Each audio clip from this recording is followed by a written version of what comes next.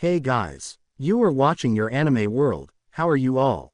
Please support to subscribe this channel for watching new interesting stories. So in this video, we will see second part, what if Deku's healing powers unlocked a hidden legacy. Here is short summary. Izuku has a healing quirk. To use he must take in the pain of whomever he heals. He and his best friend Katsuki Bakugo are going to be the greatest heroes together. Along with others they help along the way. What happens when something in his heritage awakens? But before we start, if you want more stuff like this, then be sure to subscribe and like this video. And if possible share this video with your friends. Now let's start the story. Nowhere. Surely you are joking, Lightbringer. I assure you I am not, and don't call me Shirley. Ha, ha, Azrael said sarcastically. Not only did you decide to bring your light in the off, you are coming here now to make this demand of me. Yes, that is exactly what I am doing, and you will do what I ask and give me what I want. Or else. I don't like being threatened, even you are not immune to death. But you and I know that while that may be true, I am not yours to collect, only she can collect me, and when she does, I will shudder in anticipation of her embrace. You have manipulated all this for your benefit. You will now do so for me. She was not part of my plan. Then make her part of your plan because I want it. If you don't, I will. You and I know what will happen if I do it myself. I know all too well. Very well, then, I will see it done because I don't want you going and doing it yourself. I don't want to try and clean up after you again. Thank you so much. Join me for a drink before you leave, and Azrael, don't make me wait long. Yes, I know what a shining beacon of patience you are. Since I have you here, would you mind giving someone a little nudge for me? How so? Nothing much. They are overly arrogant and egotistical. Much like you at times. I just want them to act on those feelings. Lessons need to be taught on both sides. I can do that. Everyone has a plan until they get punched in the mouth. After Izuku had revealed to his family the truth of One for All and monster that lurked in the darkness that would one day come once it knew of the passing of One for All, plans were made. Coupled with the knowledge provided by Azrael that the monster was going to come after Izuku, regardless, plans had to be made for how to deal with the monster when it came knocking at the door. The heroes decided that one of them, primarily Gran Torino, would always be near the children even when they were in school to alert the hero network. The mothers, on the other hand, once Inko had shared with the others that a great danger could target their children, had decided to meet in secret and train how to use their quirks more efficiently to protect the kids. They just so happened to always have business nearby, and All Might was easily convinced to add their phones to the alert circle should the kids trigger their panic buttons. The kids were drilled in escape tactics and safe house locations. The importance of making sure they escaped, they were not to fight back unless it was necessary. A great boxer from the pre-quirk days once said, "Everyone has a plan till they get punched in the mouth." They knew that one day he would come, and the monster would show his face. They didn't plan for that day to come in the middle of lunch. When the wall exploded, it took everyone by surprise. It was a blitz attack. Plans had been implemented for most other things, but this was not part of the plan. For some reason they felt that the school would be a safe zone to minimize One for All's exposure. Through the hole in the wall, creatures flooded through. Their bodies were grotesque, mismatched. Staples and scars hold their bodies together. They looked pieced jointly, monsters created by combining various body parts that should not move but move they did. Some crawled, scampered, or moved jerkingly, betraying their unnaturalness. From those with mouths, sounds escaped, clicks, or hollow calls. The blind seemed able to move, and the ones with many eyes searched. Only one feature unified them, their brains pulsing and oozing for all to see. The skin of unnatural shades, boils and sores, pus-filled maws with jagged fangs. Panic buttons were hit, but they knew that help would not be around the corner. Students began to flee, those that weren't already injured, the exit bottlenecking the terrified students. A few teachers were inside the cafeteria on duty. One poor soul fainted dead away. Their history teacher, Ms. Kyo, stood at a table yelling for students to seek refuge as her quirk suddenly flared out in front of a monster descending on a fallen group of students, blinding the terror. "Abara, grab anyone on the ground or about to be trampled," Izuku shouted. His fire roared to life. "What are you going to do?" she shouted. "They are after me so that I will get their attention, Kachin. We need to lead them outside so you can light them up."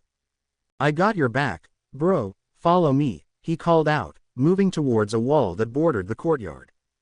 Himiko reached into her back, grabbed a few blood vials, and followed behind Izuku. Kami leapt forward, exhaling her quirk, trapping a few of the beasts in an illusion. As she bent to pull a girl to her feet, one of the blind came leaping. She pushed the girl out of the way and braced for impact. A table flew out of nowhere and swung like a baseball bat, knocking the creature away. "Get away from her, you bitch!" Reiko screamed as another table rose and flew across the room. "Another one. I don't know if these things talk, but I can at least help get people to their feet." Hitoshi ran forward, grabbing those disoriented, and after getting them to respond, he called them to move in the right direction. "Hey Koma boy." Hitoshi turned as one of the baseball team members tossed him a bat. "Thanks, meathead." He saw other team members doing the same. Some quirks started going off around the cafeteria as students felt they could be trying to save others. Hitoshi spun and raced to defend Kami and Riko as an explosion rocked the room, and a large hole was in the wall. Izuku reared back, a black fireball forming in his hand. It was a new technique, but he had to get their attention. Hurling it into a group of the beasts, it exploded. He could see a couple fall near the center, but others shrugged it off. Then, much like in a horror movie, they all seemed to focus on him. They let off a horrible high-pitched scream and went flying towards their target. Izuku dashed outside. As the first of the pursuers neared, the whole Katsuki spun from around the corner, both his palms forward. "Eat it, you urs!" he yelled, letting his quirk go. It was deafening as the attackers went flying back. Reiko kept throwing everything she could get her hands on. A few monsters peeled off to attack her, and Kami trapped a few while Hitoshi did all he could. The bat impacted solidly on one more ape-like creature, but it seemed to have no effect. It swung its mighty arm, hitting the boy in the side and sending him flying. Reiko screamed in horror as he passed. Using her quirk, she yanked him back to her as she ran and dived to avoid one of the monsters. She wrapped him in her arms and braced. When the creature came crashing down on her, it suddenly impacted a yellow barrier that moved with the impact like a trampoline and spang, sending the things flying away. Reiko turned and saw a girl with bright blue hair standing there, her hand extended. "Come on, Reiko, get up. I can't do that much more." Reiko smiled at the girl from her class. "Thank you, Rika." She pulled Hitoshi to his feet as he grimaced, holding his ribs. From behind Kami, she heard a shout, "Duck Kami." She immediately dropped as one of the soccer players came flipping over, her brilliant white arms trailing from his back, fired forward, hitting two creatures, and sent them flying out of the building. "Holy shit, Kuruo," she exclaimed, as she saw the fist snatching monsters and flinging them away, and grabbing a few remaining students in the way and tossing them behind him. Kami watched their trajectory as the star catcher for the baseball team hands were suddenly coated in pink energy that resembled his catcher's mitt, safely cradling the students. It was then that the PE coach burst forward with a mighty roar. An overlay of powerful bull shimmered over him as he crashed into more, driving the remaining few out the hole they had come in. The lunch lady Mrs. Yoko and an 80-year-old woman emerged, and from her palm, ice sprang forth, plugging the hole. She stumbled, but Kami caught her. The older woman was shivering violently. "Hold on, Mrs. Yoko," Kami said, thanking All Might for all that physical exercise. Kami lifted the woman and ran to get her out of danger. "You get an extra dessert tomorrow," Mrs. Yoko said, causing Kami to smile. Might Tower. All Might's phone lit up as the panic alarms he had designed for the kids lit up. He immediately sent out an emergency call on the Hero Network. As he went to race off, a purple-skinned muscled beast with wings came crashing through his office window, spearing him out the other side. Its beaked mouth let out a sonic roar that shattered all the windows of the upper floors. Outside, Katsuki leapt back, panting, "You know Izuku, I blame you." "Fair point. Enough chitter-chatter youngsters, look alive," Torino ordered as he dropped beside them. "I already sent an emergency call on the Hero Network. We need to draw them away from the school." "That was the plan, old man," Katsuki barked back. They watched as dozens of these monstrosities poured out, all three of them taking a battle stance with Torino in the lead. Himiko downed a vial of blood and felt herself shift into a familiar form. The group was stunned when Izuku suddenly popped out from behind a tree. "Hey, you ugly son of a bitches, I am over here." The creatures immediately split as half bolted after Himiko. "Oh shit," she muttered as she turned and ran as fast as she could. "I got that crazy blonde girlfriend of yours. Keep pulling them away towards the athletic field," Torino said. His rocket sprang to life, and he kicked the lead beast in the knee, sending it crashing down and tripping some of its cohorts as he pushed off the ground toward Himiko. Abara burst out of the hole behind their attackers, her vines snaking out, grabbing some pursuers and slamming them together. Katsuki leapt at the one closest to him with an explosive right hook as Izuku delivered a crushing uppercut to another. Katsuki greeted another one with a rising knee, but he was then tackled out of the air by another beast, its beaked maw diving deep into his shoulder. He let out a scream as he placed his other hand against the monster, blasting it with everything he could. The thing took a chunk of his flesh with it. Izuku, distracted by his friend's scream, was grabbed roughly by his arm and yanked into the air. Seeing the Frankenstein-ish monster roar as his arm broke, Izuku bit back the scream and instead twisted in the beast's grasp, tearing his broken arm from its socket as he completed his spin kick against the thing's neck. With a sickening crack, the something went flying. Izuku fell to the ground, his leg broken. White fire erupted around him as Abara caught another that was diving towards him, tossing aside. Her attention was distracted. She couldn't dodge the attack of another of the beasts as it drove its fist into her stomach, forcing the girl to her knees. Its mouth opened freakishly as it engulfed the girl's head when suddenly vines ripped out and caught the thing by its neck. Abara looked up and saw her mother standing by the edge of the building, a look of rage on her face. "No one touches my daughter," she roared as the vines around the thing's neck began to spin like a buzzsaw. Abara watched as the thing's head was cut from its body. Izuku rolled out of the way from an attack. As he got his legs under him, he pushed off the ground, leaving, kicking up a sizable piece of dirt. As he tackled Katsuki out of the way, one of the flying beasts fired a breath attack. Izuku's fire immediately spread to his injured brother. The flyer turned to make another pass, but then Izuku saw the eyes of the monster suddenly be wrenched out of its head by green energy. Quickly he located his mother, who was near Abara's. When one of the beasts ran at them, he saw Mitsuki come around the corner with what looked like a shotgun and fire point blank at the monster's face. The thing fell back, a solid projectile lodged in its brain. Both boys watched as Mitsuki causally loaded another shot and fired at another monster. Himiko dodged left and right, avoiding the powerful attacks coming at her. One landed too close, exploding the ground next to her, causing her to lose her footing. As another grabbed her, Torino rocketed in, kicking the thing in the face and sending it away. Himiko got to her feet. "Torino, get me to the other side of this building," she shouted, backflipping out of the way of another attack as one of her feet caught a monster under the jaw. Torino was unsure why the girl wanted to get to the other side of the building, but he knew he needed to get her out of her. He scooped her up and rocketed off. He grabbed the edge of the building and pushed off, rocketing him high into the air. He saw a pool on the other side. "Throw me into the pool," she shouted. "Are you crazy?" "Probably, but I will drop this form, and I don't want to be naked running around the school," she shouted. Torino pushed higher. Spinning, he threw her towards the pool as a beast tackled him. As soon as she felt the hero's touch leave her, she started shedding her disguise of Izuku, a trail of gray sludge falling off her as she crashed into the pool. Hitting the bottom of the pool, she pushed to the surface as her head saw two of the monsters leaping off the building toward the collection. She tried to move towards the nearest edge when suddenly the water level reduced drastically as a dragon of water emerged from the pool, crashing into the falling monsters and crushing them against the side of the building. "Hey, give me your hand, OMG, why are you naked?" a voice called out. Himiko looked toward the sound of the voice and saw a girl with blue-black hair and brilliant blue eyes blushing furiously with her hand extended to pull Himiko out of the pool. "Nice save," Himiko said. "Why are you naked?" "Drawback of my quirk," Himiko said as she was pulled out.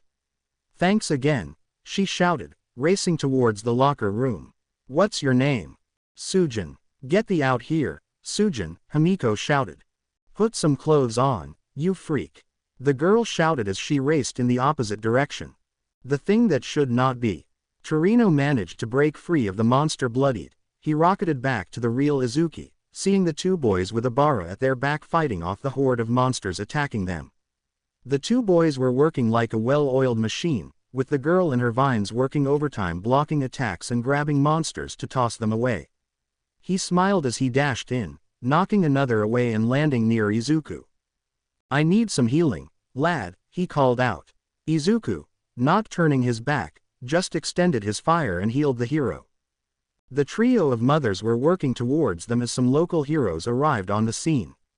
A blur appeared next to them. Aryuk children, we need to get you to safety. Watch out, there is another one, oh and another.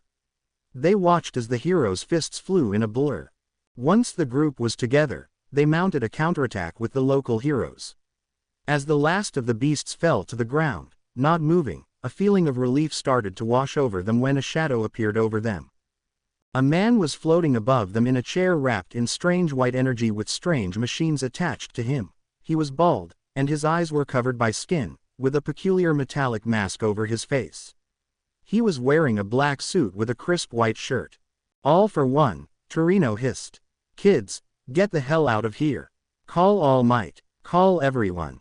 Izuku Midoriya, the man spoke, his voice dripping with menace and dread. A very impressive showing, but unless you want your friends and family to meet a tragic end, you will give me what I desire. You will get nothing but a jail cell, all for one, Torino yelled, rocketing forth vengeance on his mind. The local pros followed suit only for jagged black spikes to appear, pinning them to the ground. Izuku heard the screams as the same happened to those around him, leaving himself untouched. Wait, stop, he cried as more spikes raced out, stopping inches from their throats. What do you want? Why, your wonderful healing quirk, my boy. Okay, just don't kill them. Izuku, you can't, Katsuki screamed. Pushing against the spikes, more were shot out, causing more damage to everyone around. Izuku, his mother pleaded, despite the pain. Abara said. Please don't hurt them, Izuku said. The fire around him died out. The man floated down as Izuku walked towards him. Who are you? You may call me All for one. What happened to you? All Might, now enough games, come here. Izuku approached the man. Promise me that you will let them go. I promise I will set them free. Will and intent. A sinister smile formed on the man's lips as he reached to touch Izuku's head. Then nothing happened. Confusion formed on All for one's face. Izuku's hands suddenly shot out and grabbed the sides of the man's head. White fire exploded out behind him in a torrent, destroying the spikes and healing his allies, as black fire exploded from his palms, engulfing All for one's head. You cannot take anything from me, you bastard, but I have something for you, all the pain from my family and all the pain you inflicted on All Might, all for you and all right now. Abara marveled as she saw green wings made of fire erupt from Izuku's back. The fire exploding everywhere was a raging inferno whirling around them. All for one screamed in pain. Such pain. He overwhelmed the boy with hundreds of spikes, desperate to kill him to stop the pain. He saw the spikes penetrate Izuku, only to shatter and the wounds to instantly close, and the pain to be fed into All for one. He felt bones break, the pain of dozens of surgeries, every blow or wound he had inflicted upon his rival he felt being returned to him. Dozens of quirks erupted from All for one in a desperate attempt to escape. He tried to rise out of the boy's grip for the earth to explode around him as vines pulled him down, and the tubes keeping him alive began to be ripped free one by one. He was dying. They were killing him. Through the haze, through the pain, he saw an ethereal being perched on the edge of the cafeteria, smiling at him and reveling in All for one's pain. In desperation, he activated a quirk he hadn't fully mastered. A black viscous sludge erupted from the numerous wounds on his body, his regeneration unable to heal them as they were dealing with other injuries. It engulfed him and some of the monsters as they all collapsed in on themselves and disappeared, the chair falling to the ground. The fire stopped. Izuku stood there, his clothes tattered, and his fire-green wings slowly folded in and faded away. That was intense, he said as his eyes rolled back in his head. Katsuki caught his brother before he could fall. Stupid Deku, he whispered. Abara and Inko rushed to his side, as did Himiko, who came tearing around the corner wearing a school swimsuit. Torino was stunned, as were the other heroes. Students that had watched on from the windows had just seen some of their fight against monsters, and they had won. They had bore witness to the start of something. The cliff by the sea. Izuku's eyes opened, and he wasn't at the school or staring at the dull ceiling tiles of a hospital. He cautiously looked around and saw Yoichi waiting for him to wake up. Please tell me I didn't almost die again, he said, getting to his feet. Far from it, young man, you should wake up soon, he replied. Izuku looked out over the sea and saw no raging or boiling seas, no storm. Instead, it all looked calm. The sun was shining, not a yellow but a golden hue, tinting everything in a strange shade. Everything looks peaceful. Is this where you tell me I must face some great evil next week? Yoichi laughed. No, you are here, so we can tell you how proud of you we are. On cue, 6 lightning bolts, blue, red, orange, purple, green, and pink, crashed around Yoichi, causing Izuku to flinch. He could see silhouettes of people in energy that crackled in front of him. Most of their features were too tricky to make out, but he could see 2 rather well, and one was less distorted. From the green, a man stepped out, his features becoming clear, a lean man with short, white hair parted in the middle and thin, green eyes. He had 2 scar-like cracks stretching from the left side of his forehead to his chin. Greeting Ninth, I am the 4th or Hikage Shinomori if you please. The man said, his voice carrying a noble bearing that surprised Izuku some. Hello, Izuku replied. Why can I see some of you and not the rest? The others are still either deciding or haven't woken up enough to show themselves to you fully. Deciding on what? Me, yes, but worry not after your actions today, they are all rushing to talk to you as well. So, is this a social call? Yes and no. I did want to talk to the first person to go into battle against All for One and not only win but do so relatively unharmed. I am unconscious, Izuku pointed out. Yes, but as Yoichi pointed out, that is only temporary. You used so much power that your body needed to reset. Trust me, your victory is awe-inspiring, as was your deception. It was brilliant to understand that he couldn't take your quirk now because it had merged with One for All. A trick that won't work twice, assuming that All for One survived. My brother is worse than a cockroach, I would assume he survived. Not only for your safety but for those around you. You dealt an even more crippling blow than can be imagined. I assure you that it will take him some time to move against you again, but he will come again. Yoichi said. Nevertheless, Izuku, I did not come here just to congratulate you on your stunning victory but to offer you access to my quirk. My quirk merging with One for All results in a change. I would say so. Now our time is short. And 7 is getting impatient. My quirk is called Danger Sense. It will trigger when someone has malicious intentions toward you.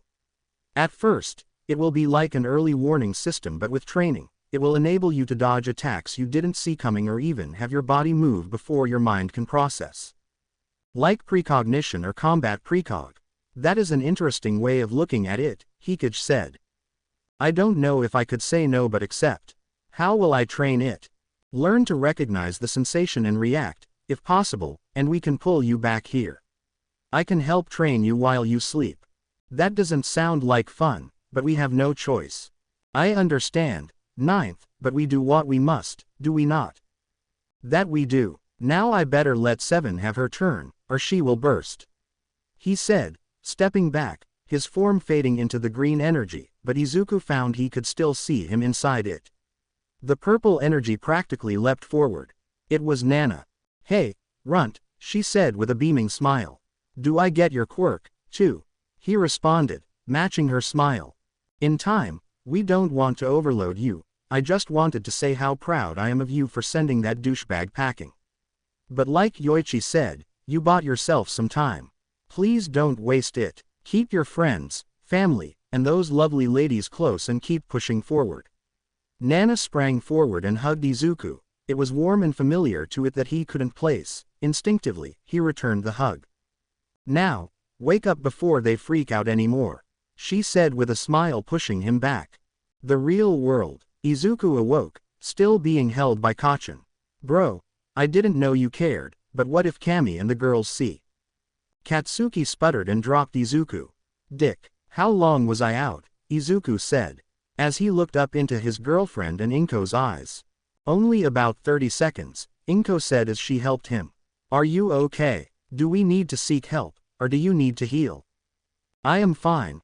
I just expended too much power at once and had to reset. He said. As soon as the words left his mouth, he was bulldozed by Obara and Himiko. He stumbled back, but Kacchan made sure he didn't fall. Himi, why are you in a bathing suit? I changed into you, remember? She said, holding as she inspected his right side for wounds. Obara was checking the left. All clear on this side. Obara responded with an all clear as well. Slowly the principal and some faculty emerged from the school, Kami, Reiko, and Hitoshi following them. Izuku waited until they got near and hugged the three before his fires spread, taking their pain and injuries before healing them. As he looked around, he saw heroes handcuffing the monsters that were still present. It wasn't long before more heroes started arriving due to the emergency call. Torino thankfully stepped forward and started directing traffic. Mom, why were you and the others here acting like some sort of hit squad? Izuku asked. No one s with my kids, Inko said with a smile. Ditto, Sinaru added. Izuku's eyes started glowing. Many kids are hurt, but no one is critical. Do you mind if I help? I am a licensed paramedic. No honey, but be careful, Obara, go with him. Himi dear, maybe go change into your gym clothes. Himi blushed, kissing Izuku's cheek before rushing off. Need some help? Kacchan asked. I would love some, but would you mind keeping an eye on the mom squad in case shit gets weird again? I got you, he said as Kami came and wrapped her arms around him. Izuku and Obara moved off to the school, and a faculty member stopped him until he showed him his ID. Most of the students were in decent shape. There were some broken bones that Izuku stepped in and healed. Doing his best to make sure no one saw him grimace from the pain, playing it off as concentration though Obara knew better. She would squeeze his hand in between her, whisper reassurance. This was why she loved him. He could have just stood back as none of the injuries were life-threatening, but he was healing the worst wounds and offering his best help. Once more medical professionals arrived, and Izuku did his job of giving reports. She pulled him away so he could rest some. While he emerged uninjured from the battle, the evidence of the fight was evident from his tattered clothes. As they were walking away, Himiko caught up, handing him his gym clothes.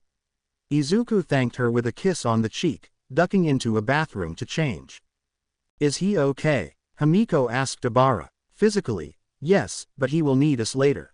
What happened was intense, and we both know that while he can heal the wounds, he experiences the pain. She motioned to her clothes that had holes in them from the spikes. He also healed us. All Might. One of the abilities that All Might had always wished he had was flight. Today was no exception.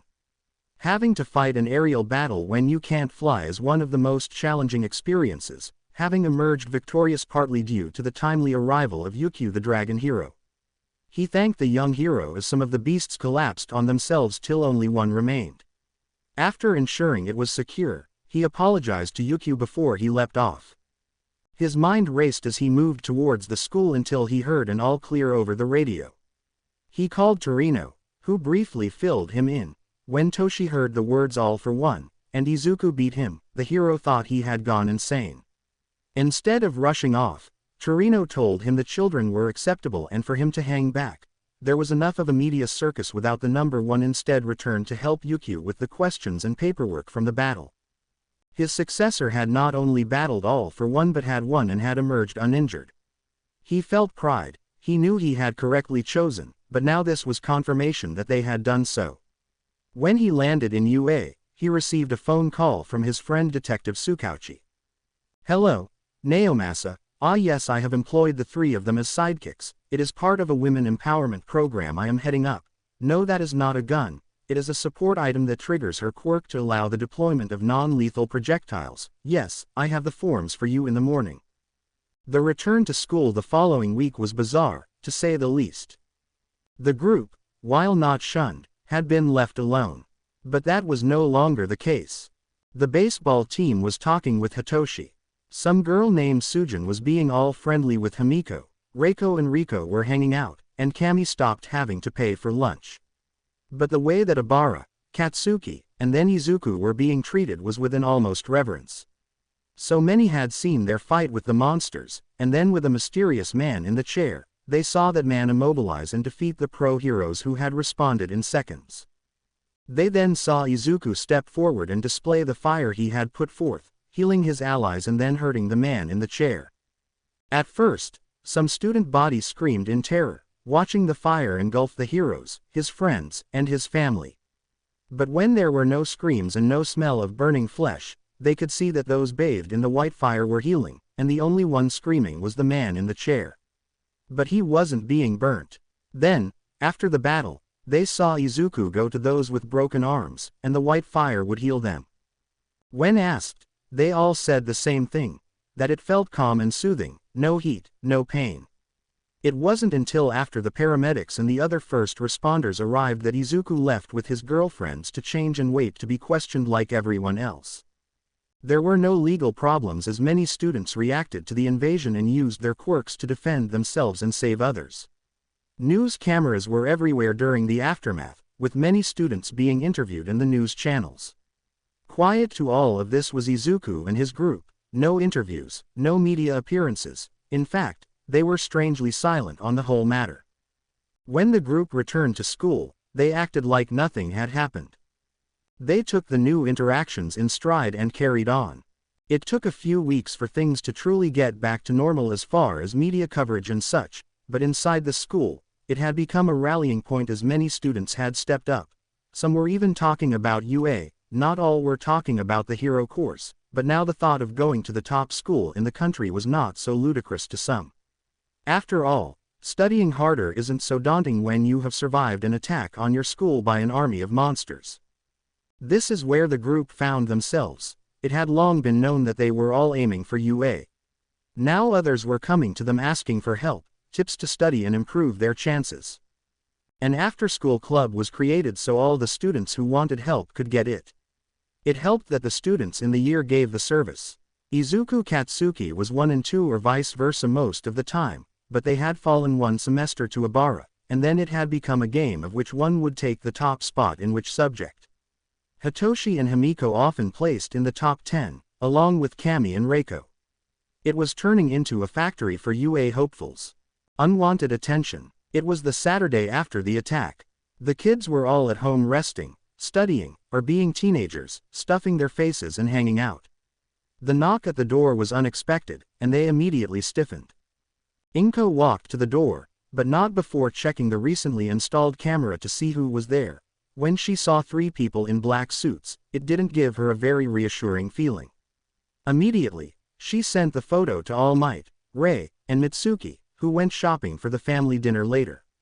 She opened the door cautiously as her husband came up behind her. The 2 taller ones were instead nondescript.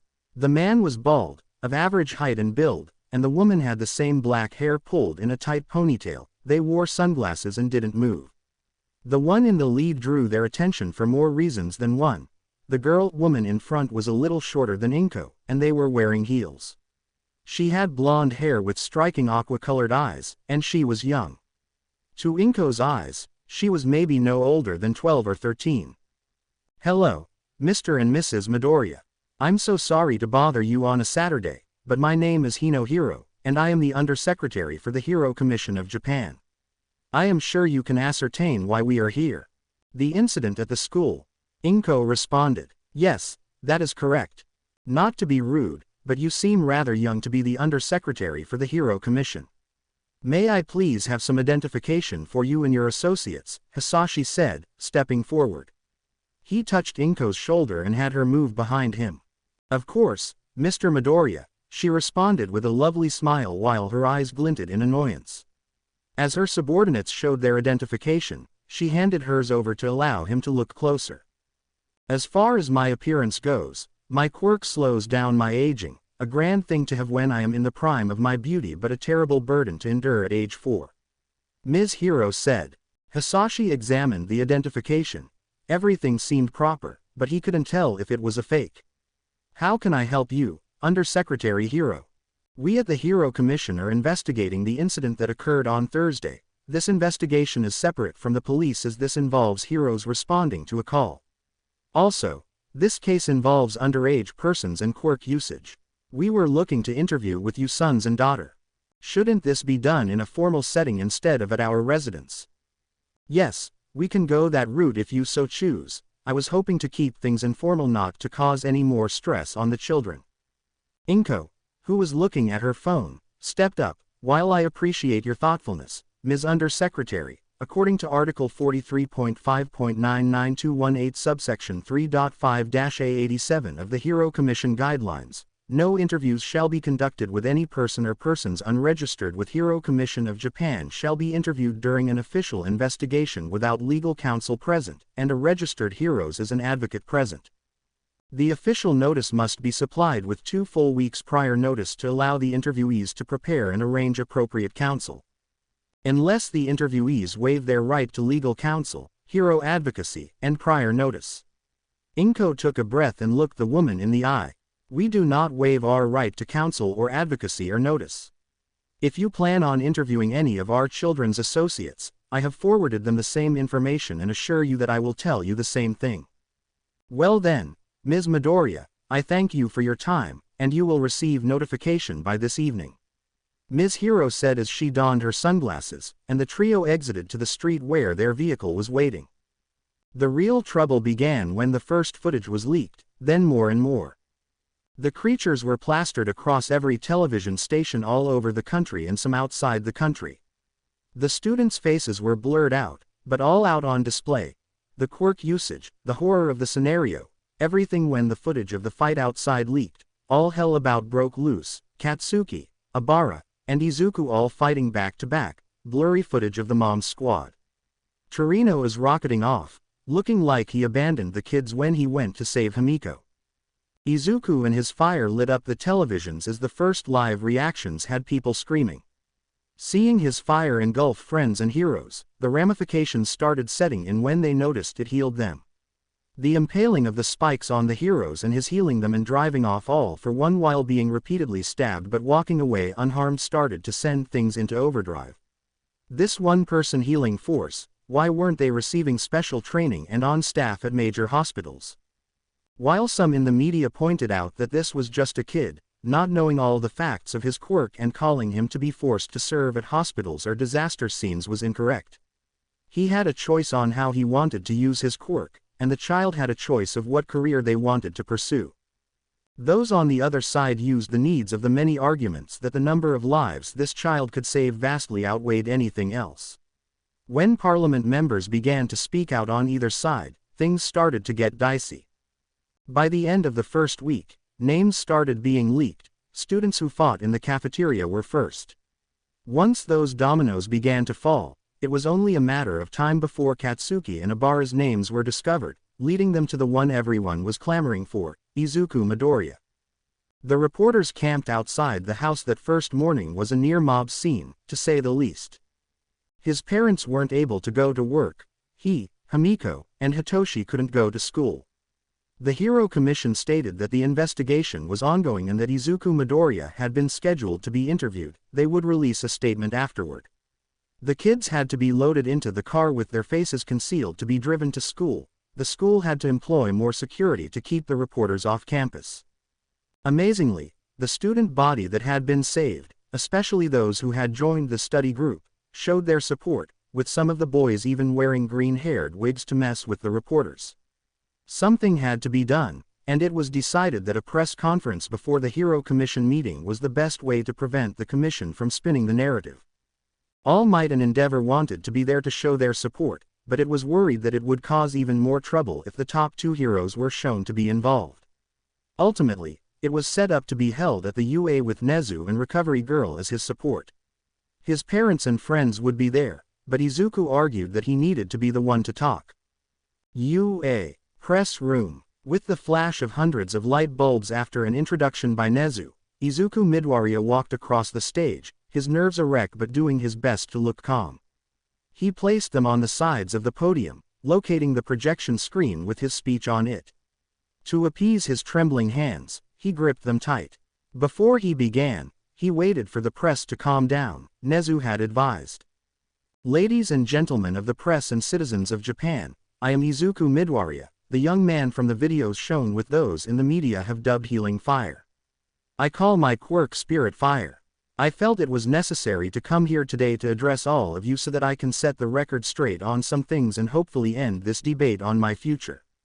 I am holding this press conference here at UA because this is where I plan on attending this new school year. I have served as an intern under the guidance and care of the youthful heroine recovery girl since my quirk was brought to her attention as she saw the potential, like many of you, for all the good that my quirk can do for myself and the world. I plan to train at UA and enter the world of heroics like my mentor, not only as a support hero but as an active hero protecting the good people of Japan. I hear some members of parliament and the media calling for me to be deployed to disaster areas or stationed in hospitals to heal everyone who comes in. While I know my future will bring me to disaster areas, I am not yet ready for that task. As many of you know, rescue heroes have one of the highest mortality rates as they are regularly ambushed and killed while attempting to save those trapped. Some immediately say I should be kept back as the injured are brought to me. That is where I feel that I must explain something about my quirk. To heal someone, I must absorb the pain of that wound unto myself before I can heal them and myself. After the attack on my school and that video that surfaced, I had to absorb the pain from every person overwhelmed simultaneously to heal them. If someone has their legs crushed in a building, I have to experience that same sensation to heal them. It can kill me, I have to survive it to heal it. I have trained and studied to pass and receive my paramedic license, using that knowledge to help treat others. To help me know when to use my quirk and when to use plain old medicine. I come before you today to tell you that one day, I will be out there fighting and taking upon myself your pain and injuries, but that day is not today. I have much left to learn, and I need to know how to properly use my quirk to defend myself and others to come home to the people who love me and care for me. I will now answer a few questions. The commotion of reporters clamoring to ask their questions was overwhelming. Thankfully, Nezu stepped up to the podium and ordered everyone to calm down. He then started to point to the mob to have them ask their questions. First up was a stern-looking man with a balding head and glasses. Hello, Mr. Midoriya, Zilin Quinn from Japan National News. You say you must experience the pain of the injury you are attempting to heal. Does that mean you suffer the injury as well? No, Mr. Quinn, just the pain. And it is the entirety of the pain and in an instant. For example, say you fell and broke your leg 8 months ago, I never healed right, and you have been in constant high pain for that 8 months. Should I heal you? I experienced the initial pain of the leg break and all 8 months related to that injury. As you can imagine, it can be excruciating. Another reporter stood up. Nico Mora, Tokyo News. After you healed this broken leg, you must heal yourself, but if you aren't experiencing the actual injury, what exactly are you healing? Healing myself may not have been the proper term. What I do is burn it out of myself, he said. Holding up one hand, it was covered in his white fire. This is what many of you saw. It is what takes the pain and heals someone. He held the other hand, and black fire flared. This is what I use to burn what I have absorbed away. A woman with pale lilac hair and pale blue skin was next. Chito's Kazuki, Shuseisha Publishing. Mr. Midoriya, what is the benefit of you enrolling in UA and not a strictly medical university? Because my dream or desire, if you will, is not just to be a doctor. I desire to be a hero that can help everyone in the nation and not just those that come through the doors of a hospital I am stationed at. And it is my choice of how I use my quirk. We do not live in a society where people are forced into a job based on their quirks. He said. Last question. Suzuki Hachiro, National News, what of the man that attacked the school? Do you know why you were targeted and what will stop him from targeting you again? I was targeted for the same reason I am standing before you today instead of doing something with my friends, my quirk. He wanted my quirk to heal him, and truth be told, if I had stumbled upon him, I may have tried to help him the best I could. My quirk calls me to heal people, sometimes regardless of worry for my personal health. There is nothing to stop him, like there is nothing I can do should lawmakers pass a law forcing things upon me. All I can do is prepare for a life where he should target me again so that I can better protect myself and those I care for. And I am enrolled at UA. I am sure that not only will I have the backing of my classmates but of the entire faculty as well. He said, "Thank you all for coming here today." He stepped to the side and bowed before he exited the stage. Izuku stepped off the stage and into the waiting arms of his parents, who wrapped him up in a giant hug. The family just embraced for a moment before midnight tapped them on the shoulders to lead them away. The family was led to an underground parking garage, where they climbed into their car and out a secret campus exit. Once home, Izuku was greeted by his waiting girlfriends and his brother. "Good job, baby," Himiko said. "You did very well," Abara added. "I still think you should have told them all to off. It's your life," Bakugo said, making Izuku laugh. The family hunkered down for the evening as the news coverage was responding to the press conference, and the school itself had stated support of Izuku, highlighting the fact that since the incident, many more of their students had been inspired to aim for UA and not only for heroics but business and general studies. The Hero Commission. When Izuku and his parents showed up for the interview, the Hero Commission was not prepared for Endeavor and All Might to show up as their hero advocates or for lawyers from both their agencies to show up as legal counsel. Needless to say, the interview did not go the Hero Commission way. Date night. Himiko and Izuku left the house, backpacks ready, hand in hand, with smiles and a faint blush on their cheeks. Tonight was their first official date. The threat of All for One, the training, and then the media problems that followed had made this desire unobtainable. But tonight was the night. They made their way to the train station as they were heading for Mustafa Regional Park. They stepped off the train, trading small talk as they headed towards the park. Once there, Izuku paid for their tickets to Movies Under the Stars. It was going to be a double feature. They found a nice spot and pulled out the blanket before settling in her and leaning against him. Reiko had told them about this spot, and the idea of just enjoying some old movies and each other was too much for them to pass up. Himi had packed dinner with some help from Inko. They had some drinks and were ready to be a young couple on a date. When the first film started to roll, Himi giggled as the crowd cheered, the lights dimming. The hollow projection sphere lit up, and, into the dark, the supernatural romance began to play much to Himiko's delight. It was one of her favorite movies. It was all about a vampire and a girl who fall in love as he pulls her into his world of endless nights. Izuku had first rolled his eyes when she had told him, but when he watched it, it turned out the film was beautiful. It was all about the beauty of night and saying goodbye. Himiko would always cry at the climax when the vampire fought his way to the girl to save her during the park but turned to ash in the process. Even Izuku would tear up some with the sheer intensity the two leads conveyed their emotions without words or musical score. The scene was completely silent and utterly beautiful. The difference this time was that as the movie faded to black, Himiko could turn and kiss her boyfriend and whisper mussy stuff that she would deny ever saying if asked. There may have been proclamations of love and willingness to sacrifice themselves, but most of all, it was about finding comfort that the other was by their side. The second film was the latest romantic film from Kinji Miike, A Visit with Death. This film was about a woman talking about death before moving to the great beyond, with flashbacks to scenes in her life and things she thought were necessary. Izuku leaned in and whispered how Azrael was nothing like that, earning a giggle from Himiko. It was not lost on them that he could tell her what talking to death was like. In the end, they laid back as all the lights in the park were extinguished, allowing the attendees to lay back and look at the stars. Himi and Izuku did her, lying her head on his chest, whispering dreams and words of love, the cool breeze washing over them like a gentle blanket. It was honestly the best part of the night. Even though other people were around, it didn't matter. They were just in their world till the lights came up, and they packed their bags. They exited the park smiling and holding hands, making their way to the train station. They weren't far from the station when suddenly a child came barreling out of the alley, almost knocking Himiko down. The little girl, maybe 5, had dirty pale gray hair and red eyes. She was dressed, if you can call it that, in a tarted and filthy nightgown, her arms and legs heavily bandaged.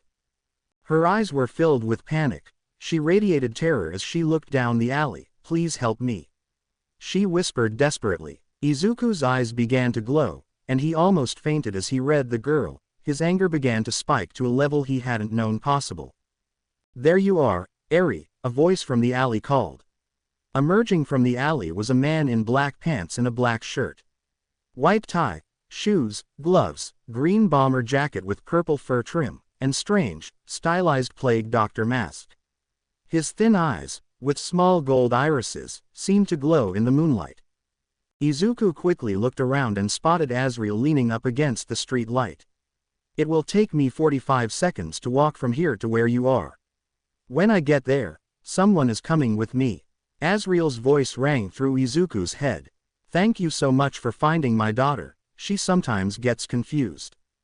Himiko picked up Eri, and the little girl clung to her desperately, begging for help.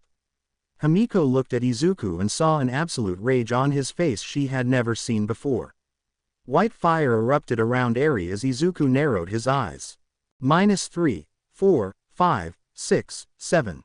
Kai Chisaki, aka Overhaul, is a young man with a narrow build, short auburn hair, small eyebrows, and small gold irises with relatively long lower eyelashes. When Eri escaped from her sitters, she had expected her capture to be easy. But unlike other times, she had been craftier, maybe more desperate. That or her sitters had become so lax that they would have to be removed from their post. Well, that was going to go without saying. But now, these two children had become involved. He wore a black dress shirt with matching dress pants, a pale gray tie around his neck, and a belt with a long, thin buckle around his waist. In addition, he had 3 beaded lobe piercings in his left ear. Over his shirt, he donned a dark olive green bomber jacket with a thick purple fur collar. On his feet, he wore white lace-up sneakers with tan soles and no socks. Kai's most noticeable accessories were the white surgical gloves on his hands and the magenta plague mask he wore over his mouth, which was tipped and embroidered with gold. His eyes widened when the white flame erupted, causing him to jump back. He had expected heat, but there was none. He saw the old wounds on Eri's heel and knew he had just stumbled upon something amazing. This fire healed not just present wounds but past ones as well. He could do that, but he was reconstructing someone. Was this power similar to Eri's rewind? Was he rewinding their body to do this? He knew he would take them both, Eri and this green-haired troublemaker. The blonde, well, she was unnecessary. Overhaul went to move, but suddenly, the boy was in front of him. The boy's eyes glowed with an inner fire. They burned with rage, with an anger that would have frozen him if he had been able to react. But he couldn't. It took his brain a moment to recognize that he had been hit. The punch to the gut lifted him off his feet. The rising spin kick launched him into the air. -12, 13, 14, 15. Overhaul was coming down. He saw the boy ready to strike again, and his senses catching up. Overhaul exploded as Izuku went to hit. Izuku was even more stunned when he reformed perfectly unharmed. The hesitation nearly cost him his life when Overhaul went on strike. If not for one for all, he would have died. He could lean back out of the strike but couldn't dodge the spikes that exploded, running him through. Overhaul sneered, feeling that the fight was his. -20, 21, 22, 23. Izuku spat out blood. He had hoped to avoid the feeling of being overwhelmed again after the battle at the school. He brought his fist down, shattering the spikes. The white flames erupted, healing him as he sidestepped an attack by Overhaul. When he saw Overhaul go for the ground again, he dashed forward with a leaping knee. It crashed into Overhaul's face, his nose, jaw, and orbital socket collapsing as he flew back, crashing into the side of the building. Again, Overhaul exploded and reformed, fresh as anew. He glared at his opponent, who, aside from holes in his clothes, was wrapped in flames and looked just as fresh. Himiko had run as soon as she saw the look in Izuku's eyes. The little girl in her arms clung to her desperately as they ran. Himiko grabbed her phone. She paused for a second and instead dialed All Might. An alert would have brought heroes descending on them. The look on Izuku's face, she knew that having heroes falling on them would not be good. She wanted to turn back, but she knew that something had happened to the little girl, something so terrible that Izuku would kill that man. Young Himiko. All Might's voice rang out from the phone. All Might. A child came out of an alley. She was being chased. Izuku, he will kill him. All Might, Izuku is going to kill him, she blurted out, her heart pounding. Where are you? Himiko quickly relayed the information. I am coming. Keep moving. A safe house is a block to the east of your location. Get there and engage the security. Himiko held the girl tight as she ran. She whispered reassurances to the girl as they ran. Please, someone, help, please. -30, 31, 32, 33, 34. You can't win, Overhaul spat out.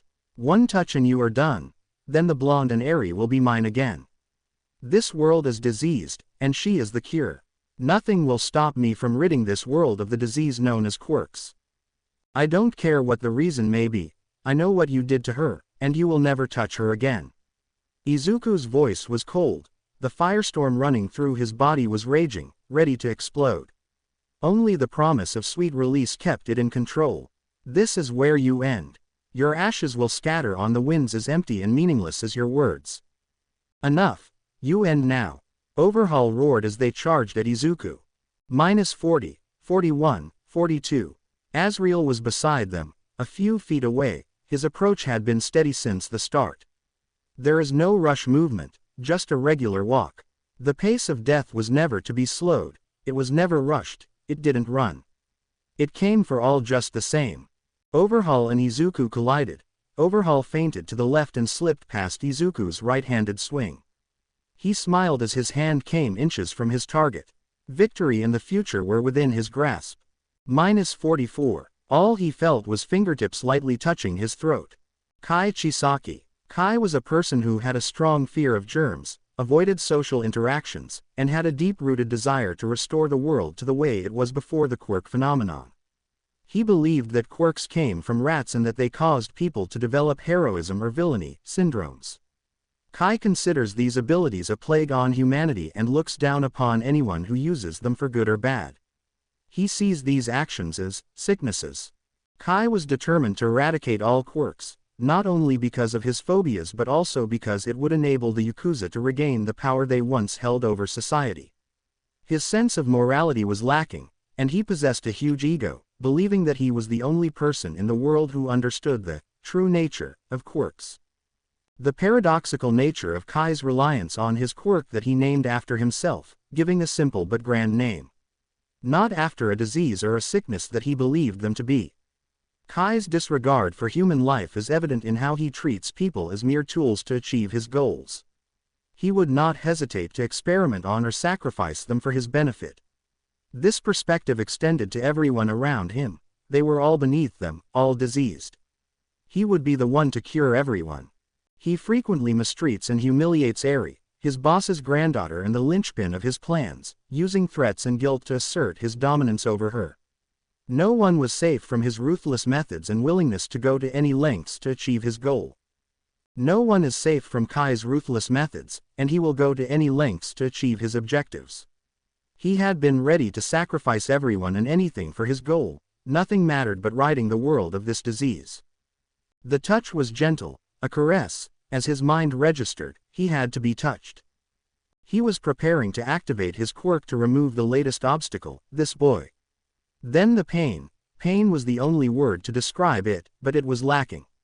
Suffering, agony, misery, no torches. Over and over, the pain flooded his body, inflamed his mind with self-loathing and wishing for it all to end. The pain would be gone for a fraction of a second. Then, he would feel himself put together for the pain to be renewed. Over and over, it happened with no end in sight.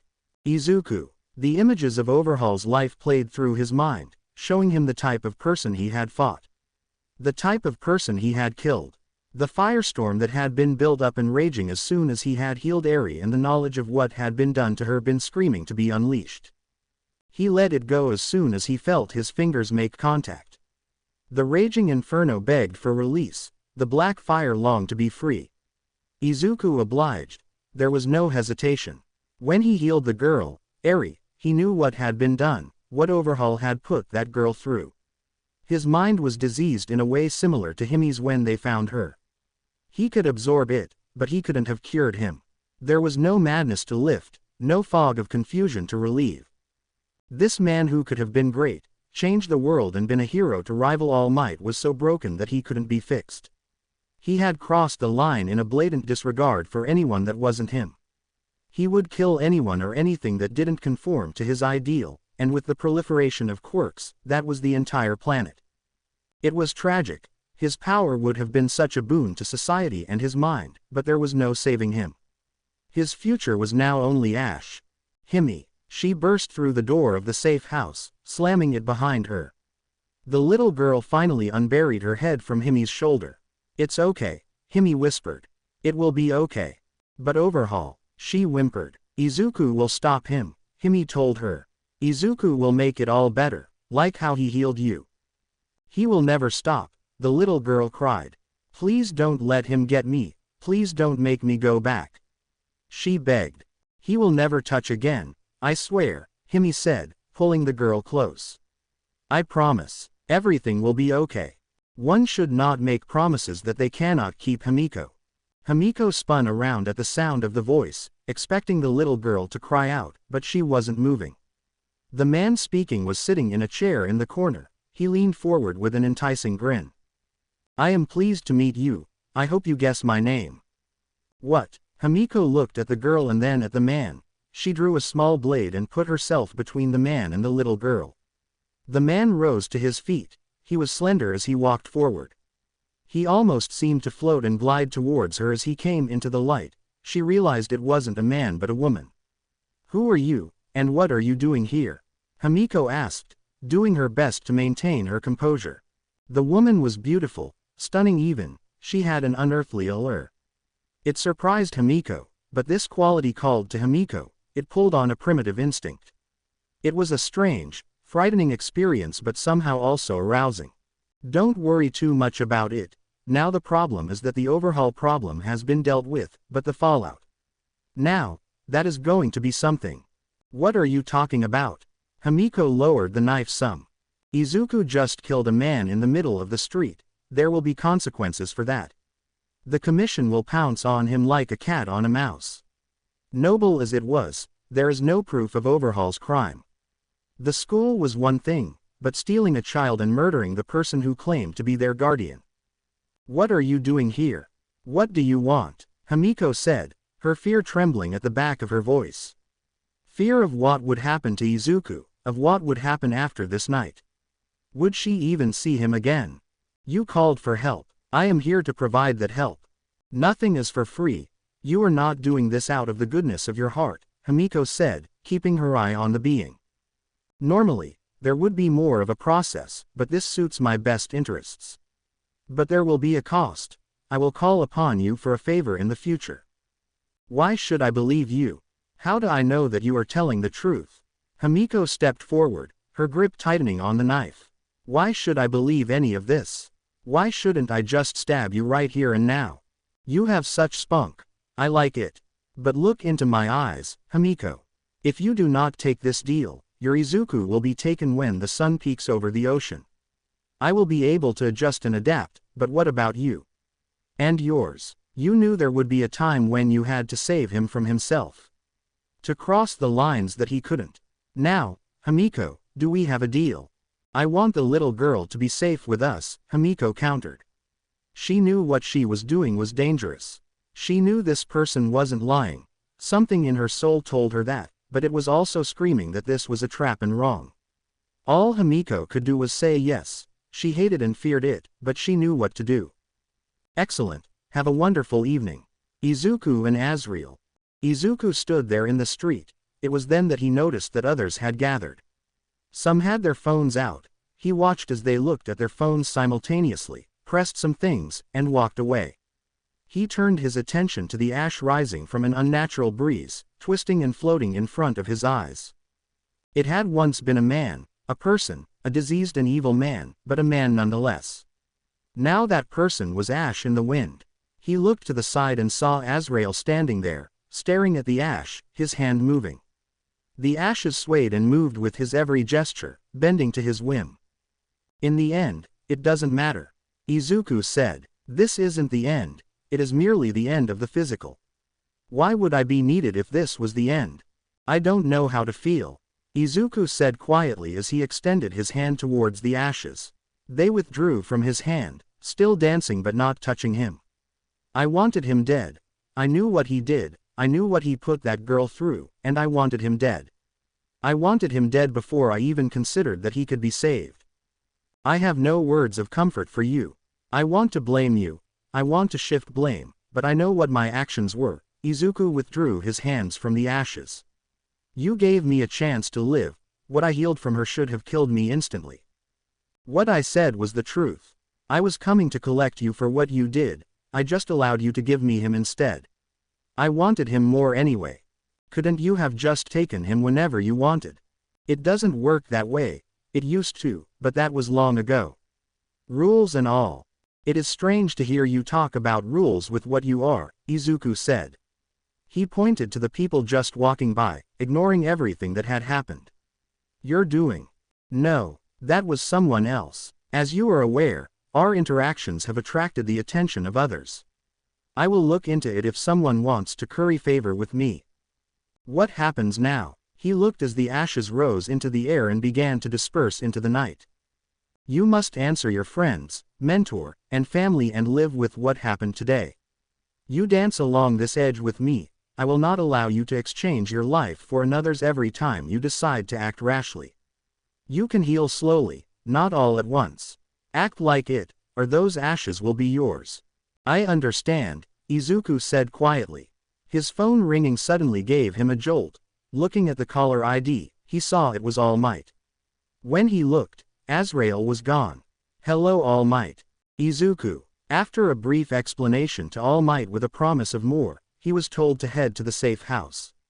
He immediately called Himi to tell her he was on his way to her and to expect him. When he opened the door, he saw her visibly relax as she pulled him into her arms. The little girl was hiding behind a chair as he came in. Overhaul. He heard her scared voice eke out. He will never hurt you or anyone else again, he said reassuringly. He saw the questioning look in Himi's eyes. He expected to see disgust or repulsion, but he saw none. He saw her relief, love, sympathy, and understanding. The little girl peeked her head out more. You promise? I promise, Eri, he said, doing his best to smile. No one is ever going to hurt you again. But my quirk, it is a curse, Eri said, wiping her eyes. He said so. It makes people disappear, and anyone who tries to help me gets hurt. He hurts them. Izuku's eyes glowed. He could see the mental trauma. He told you a lie, Eri. He was a bad man who will never return. Remember how I healed you? The little girl nodded. Can I heal you some more? I promise it won't hurt. He could see the fear in the little girl's eyes. You won't take me apart? She asked. Himiko looked confused but didn't say anything. Izuku knelt and waited for the girl to come to him. Slowly, she walked over. She flinched slightly when Izuku placed his hand gently on her head. He slowly activated his red fire and let it wrap around her. It feels weird. Does it hurt? He asked, his voice gentle.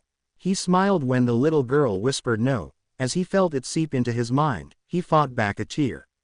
He did his best not to rush the process or scare the girl. It was difficult as he began to feel the terror, the self-loathing, and all the other emotions seep into his mind. When he removed the hand, she looked at him, her eyes full of wonder. I feel better, she whispered. Izuku could feel the relief in her voice. There had been moments where he questioned if he had done the right thing, but the trauma he took from her mind reassured him that he had not killed a man but a monster. Regardless of how he tried to rationalize it, though, a single thought kept running across the back of his mind. He had killed someone. A knock at the door startled them. Eri jumped and ran to Himiko's arms. Izuku checked the camera and saw All Might. It's okay, Eri, it's our mentor. Eri looked at Himi for reassurance. Izuku opened the door, and the hero stepped in. Though not in muscle form, he had regained so much of his bulk since Izuku had healed him those years ago that the difference between the two was not nearly as startling. Young Midoriya, the hero said, stepping inside. He noticed Himiko holding a child dressed in rags with white hair and red eyes. All Might could immediately tell the girl was malnourished. She looked relatively healthy besides that, but he was almost sure it had something to do with Izuku and his healing. The child. Her name is Eri. She was being held captive by Kai Chisaki, the man I fought, the man I killed, The last part he said quietly. I am afraid I need a better explanation, All Might said. She came barreling into us as we were heading home, Himiko said. She was begging for help. When she came out, she was hurt, and when I read her injuries, I healed her. I reacted and healed her. Then Azrael showed up. Izuku said, it is not an excuse, All Might, I should have acted better. How bad was it? He placed a hand on his protege. He could see the struggle behind the boy's eyes. He had taken a life and was struggling. Izuku pulled All Might to the side. He started slowly, and then it turned into a ramble. He told Toshi everything. What he could tell Eri had been to physically and mentally, everything Azrael had shown him. By the end, Izuku was fighting back tears as he told him about the final blow that landed, the ashes that hung before his face before dispersing to the sky. I know he was evil, vile, and diseased. I know that. Izuku struggled to regain his composure. You took a life, Izuku, Toshi said softly. It should never be taken lightly. I am sorry, my boy. What happens now? Izuku asked. I will fill a report, and there will be an investigation. He said, we will weather whatever storm comes. But we must get Eri some clothes and check out at a hospital. We need to see if she has any living relatives. If not, Himiko said, still holding the little girl protectively. My mom will help, Izuku said. I know she will. Azrael sat on the rooftop's edge, staring out over the city. He closed his eyes, and when he opened them, he was standing on a rain-slicked road. He walked over to the busted guard rail and gently floated down to the crashed vehicle. The man driving had passed and had already gently passed to the beyond. The woman was fighting. He knew why she fought. He could hear the weakening cry of the infant in the back seat. She saw him and began to struggle more as he came closer. Her soul, like so many others, held on so tight, tethered to the broken body. Please, she begged. He looked at her, his head tilted slightly. You asked for your child when they will be with you soon. He knelt, looking into the car. Spare them. They have not lived. I want them to have a chance to know this world before they are taken from it. Her soul wept for the child. They may not go where you go should I allow that. He wiped a tear from the soul. I do not know your anguish, but I have taken many who have shared their pain, wept as you have, and pleaded as you do. Have you ever answered their call for mercy? She pleaded. I am not mercy, I am death. He said simply as the child's cries softened. Though some may find sweet relief in my arrival, I do not come to grant mercy. To be part of the world, but not of the world, she reached towards the child. Haven't you ever longed to shape this world into something more than before? To do more than watch and collect? I have seen what happens to those who stray from their path. Azrael looked to the sky. I have witnessed what happens, and for those that do, it is not I who comes. What comes? The woman's spectral hand reached and touched the child. It stirred some under her hand. Oblivion. Beautiful oblivion, he whispered. Much like I, she is inevitable. So you will one day stray, you will one day move and do in a way that must be dealt with. Why can't that day start today? She pleaded. Why can't you start today? Azrael looked at the child and then looked to tomorrow, watching the path unfold, watching the changes as the twists and turns the branches. It would not be so simple. This one act would require more and more if you wish for me to have your child live. You ask that I undertake this so your child may live. The road will not be without great pain and suffering. Yes, but is that not life? Will there not be joy, and if oblivion will come for you by doing so, why stop there? Why not do more? She looked at her child. More children, more changes. Make this something you will be proud to leave behind when your oblivion comes. Pass on, sweet woman, your Toshi will live, Azrael said. Thank you, oh thank you. She cried as she ascended. You may thank me now, but from your seat, you may have wished I let him follow you. Azrael tore the door open and removed the child from the car. The child cried for a few more moments before quieting down. Its mother came over, tears passing through the child. She was trying to talk, but her words were spectral like her tears. Azrael reached and took her hand. Always try to smile, my precious Toshi. No matter what happens in this world or what the world says, try to smile. The infant did just that and smiled for its mother, who then passed into the beyond. Your path will no longer be your own, at least not entirely. Free will is, as some say, a double-edged sword, or, as my sister calls it, a mother-er. The baby gave him a laugh. She is fond of the crass parts of this world's vocabulary, but I will tell you more about her again. Present decisions. Toshi. The lack of public reaction, or any reaction, was enough to make even the #1 hero in the country worry. There are no calls or reports of the battle between Izuku and the villain Overhaul.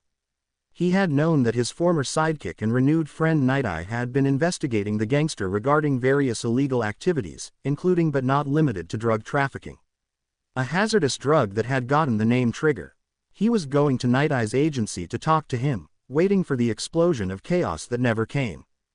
House Midoriya. Inko and Hisashi. An explosion occurred when Izuku and Himiko came home with Eri.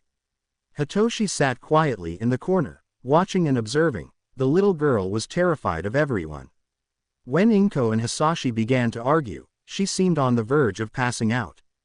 "Mom, Dad," he yelled. "What?" They responded. "Calm down and look at her," he commanded, his quirk activated. He knew he would get in trouble for using his quirk on them, but he felt it would be worth the punishment. The parents had no choice but to do so. Hisashi spoke first. "Izuku, come here, please." Izuku walked over, the little girl going from hiding behind him to burying herself in Himiko's arms. "What happened?" Izuku steadied his breath and gave them the short version of what happened. He began to falter when he got to the fight. Hisashi put his hand on his son's shoulder. "She needs a place to stay, Inko," was all he said, a complete turn from what he was arguing about. "Come on, son." He pulled his son into a hug and led him down the hall. Eri began to panic. Is he going to hurt him? Don't let him hurt him. Not because of me. The desperation in her voice broke all their hearts. I promise, baby, he is not going to hurt him. Izuku's dad loves him very much, and he can tell Izuku needs to talk. Himiko said quickly. He isn't going to hurt him. Eri's eyes were wet as she looked up at Himiko. No, I swear. Now let me introduce you to Mama Inko and Hitoshi. They are super nice. Then you and I are going to take a bath and get clean. What do you want to eat? Himiko said as she gently wiped Eri's eyes. Anything as long as it doesn't have the green stuff on it that doesn't taste good. Eri panicked again. But if that is what you give me, I promise to eat it all. Please don't send me away. Himiko wanted to resurrect Overhaul so she could kill him. Izuku had helped her mind. If the girl was this much of a wreck, how bad would she have been otherwise? Eri, just breathe, baby, just breathe with me. Eri began to take deep breaths while their eyes remained locked. Eri calmed down again. Himiko honey, why don't you take her to bathe? I will get you some clothes we can put her in now. Inko said as gently as possible. Hitoshi and I will get dinner ready. Once the two girls left to bathe, Inko pulled Hitoshi into a hug. I am not made. Thank you for helping us see what we needed to focus on. Hitoshi smiled and snuggled into the hug. His life had been, for lack of a better word, chaotic. He had lived with the stigma of his quirk being called villainous, of being mistrusted and cast out by those who were supposed to support him the most. But that all changed that night in the shelter. This home was chaotic, loud, and slightly insane. Izuku was at the heart of it. He loved his brother, though he was scared for him. He was also scared, especially for Inko and Hisashi. He knew this couldn't be easy because the stress was so oppressive. He worried about them. He loved them dearly, even when they dragged him out of his room and made him participate. In truth, that was his favorite time, but he would never admit that. He knew that Izuku's circumstances were so bizarre that only a fool would have said otherwise. Factor in Azrael was just downright ludicrous. He knew he wanted to support his brother. While he may not be a frontline fighter like most, he would stand by him. He believed in Izuku and the mission they had undertaken, but also he wanted to make sure that they came home to their parents. He saw the look on their faces when they thought no one was watching, not only them but the Bakugos, Rei Todoroki, and even Endeavor.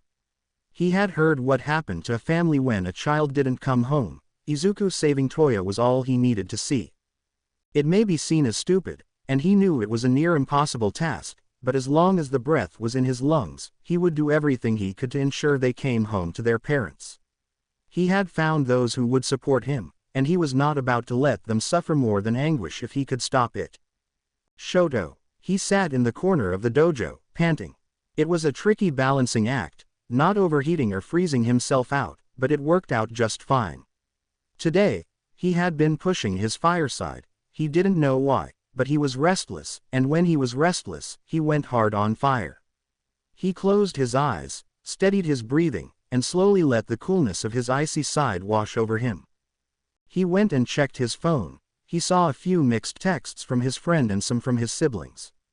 Toya and he had worked hard over the years to build a foundation for their future. His disappearance, the scar that had been healed. It was almost a metaphor. The thing that had once marred his face was a physical mark of the family's breakup, Toya's death, his mother's breakdown, and his father's withdrawn state. Fuyumi was the one who relaxed the most once everything fell into this new state. She had been struggling to hold the family together and make it a family. When Toya returned, his scar was healed, mom came home, and father committed to change. The change wasn't overnight, neither was forgiveness. You can be ready to do so, but it does not sweep the pain away instantly. Toya was enrolled in the UA and would be in his 3rd year when he enlisted. Fuyumi was getting ready to enroll in college and was going to live in the dorms. If he did well, Natsuo would go into a work-study program that Ketsubutsu would allow him to move from their general studies to their hero course. He had chosen Ketsubutsu over UA simply because he wanted to go there. While he may be looking to get into the family business, he wanted to do it his way. It was Natsuo, after all. But it was okay. That was what he had learned. His father had beaten them, and the only way to reach their goal was his way. That any other way was incorrect, and to question that was essentially blasphemy. But now, there was a different way. It could be done differently. Enter his group, friends, training partners, and future teammates. That was his happy spot, being with them in the controlled chaos. Over the years, he had come to realize he loved them, all of them for their eccentricities and just how different they all were, but united around the single concept of being heroes and, of course, seeing if they could keep Izuku out of trouble, but that task was nigh impossible. He was comfortable at home and with them. It was an amazing feeling. It took him a little bit to identify it, but with the therapist's help, it was simple: family. He wanted to protect his family, and he was going to protect his family, but tonight he was hungry. As he walked into the kitchen, he froze and ducked back, pulling out his phone. His mother was in his father's arms, dancing to a song playing in the kitchen. It was old, like ancient. Shoto knew it was from a record. His mother was fascinated by them. He watched for a moment till they started kissing. He had seen this before, but his father lifted his mother by her rump this time. That made him freeze, and when she wrapped her hands in his hair, that made him flee. Strangely enough, he didn't see them 15 minutes later when he returned to the kitchen. He hadn't seen them all night. He did see them in the morning, his father leaning on the counter, smiling while Ray made pancakes and was gliding around the kitchen. Toya, the eldest Todoroki, lay in his dorm room staring up at the ceiling while his best friend was droning about the virtues of something or rather. It would probably be on the test, but Toya couldn't concentrate. Then Najire came to lean over him, her sizable chest at eye level. "Toya, are you even listening?" "Nay," he nearly screamed as he blushed and rolled to the side to sit up. "I was listening." "No, you weren't," she said with a pout. "If I have to quiet while Miro drones on, then you have to pay attention. This will be on the test." "If I am awake," Tamaki added. "Look, if you don't want to be part of the Big Four, we can be the Big Three," Mirio said, taunting Toya. Fine, Toya sighed, defeated. "But this weekend, I get to pick where we go for lunch." His three friends' sweat dropped as they learned Spice was in their future. Hisashi, sitting and listening to the story, took patience. He wanted to yell at his son. Hug him into oblivion, ground him forever, pat him on the back. Sometimes, being a parent was complicated. Hisashi had spent a lot of time in the background of the insanity that had befallen his family. He had watched as it grew and grew, but tonight, When Izuku and Himiko came home with a little girl, he had begun to unravel. They had taken in Himiko Hitoshi, and now they were cusp of taking in another child. His son had become the successor to All Might, adding offense to what was possibly the most potent healing quirk to date. Endeavor, Sir Night-Eye, Gran Torino, Recovery Girl, Nezu, it was this absurd level of people coming in and out of his house. Not to mention the other children, Mitsuki, Matsuo, Rei, and his favorite Mizuki. That little girl was simply the best in all that he felt lost. He wasn't a lawyer like Matsuo to sort out all the legal problems like a hero, he didn't get to train with the ladies as they became Mom's squad. They were there when the children were attacked, they had been able to step in and lend assistance. Hisashi was at work. His son was being taught and mentored by some of the most capable people on the planet. If not qualified, the argument could be made for influence in the nation. He had to admit he had become a little bitter. It was Inko that the children sought approval from the other mentors and figures in their lives. Not him. It was a bitter pill to swallow, but he did. It was rotting. It was going to erupt at any moment, and it had started to tonight. It had reared its head before in private, but this time, he was about to cause some damage that probably couldn't be walked back, and then Hitoshi stepped in.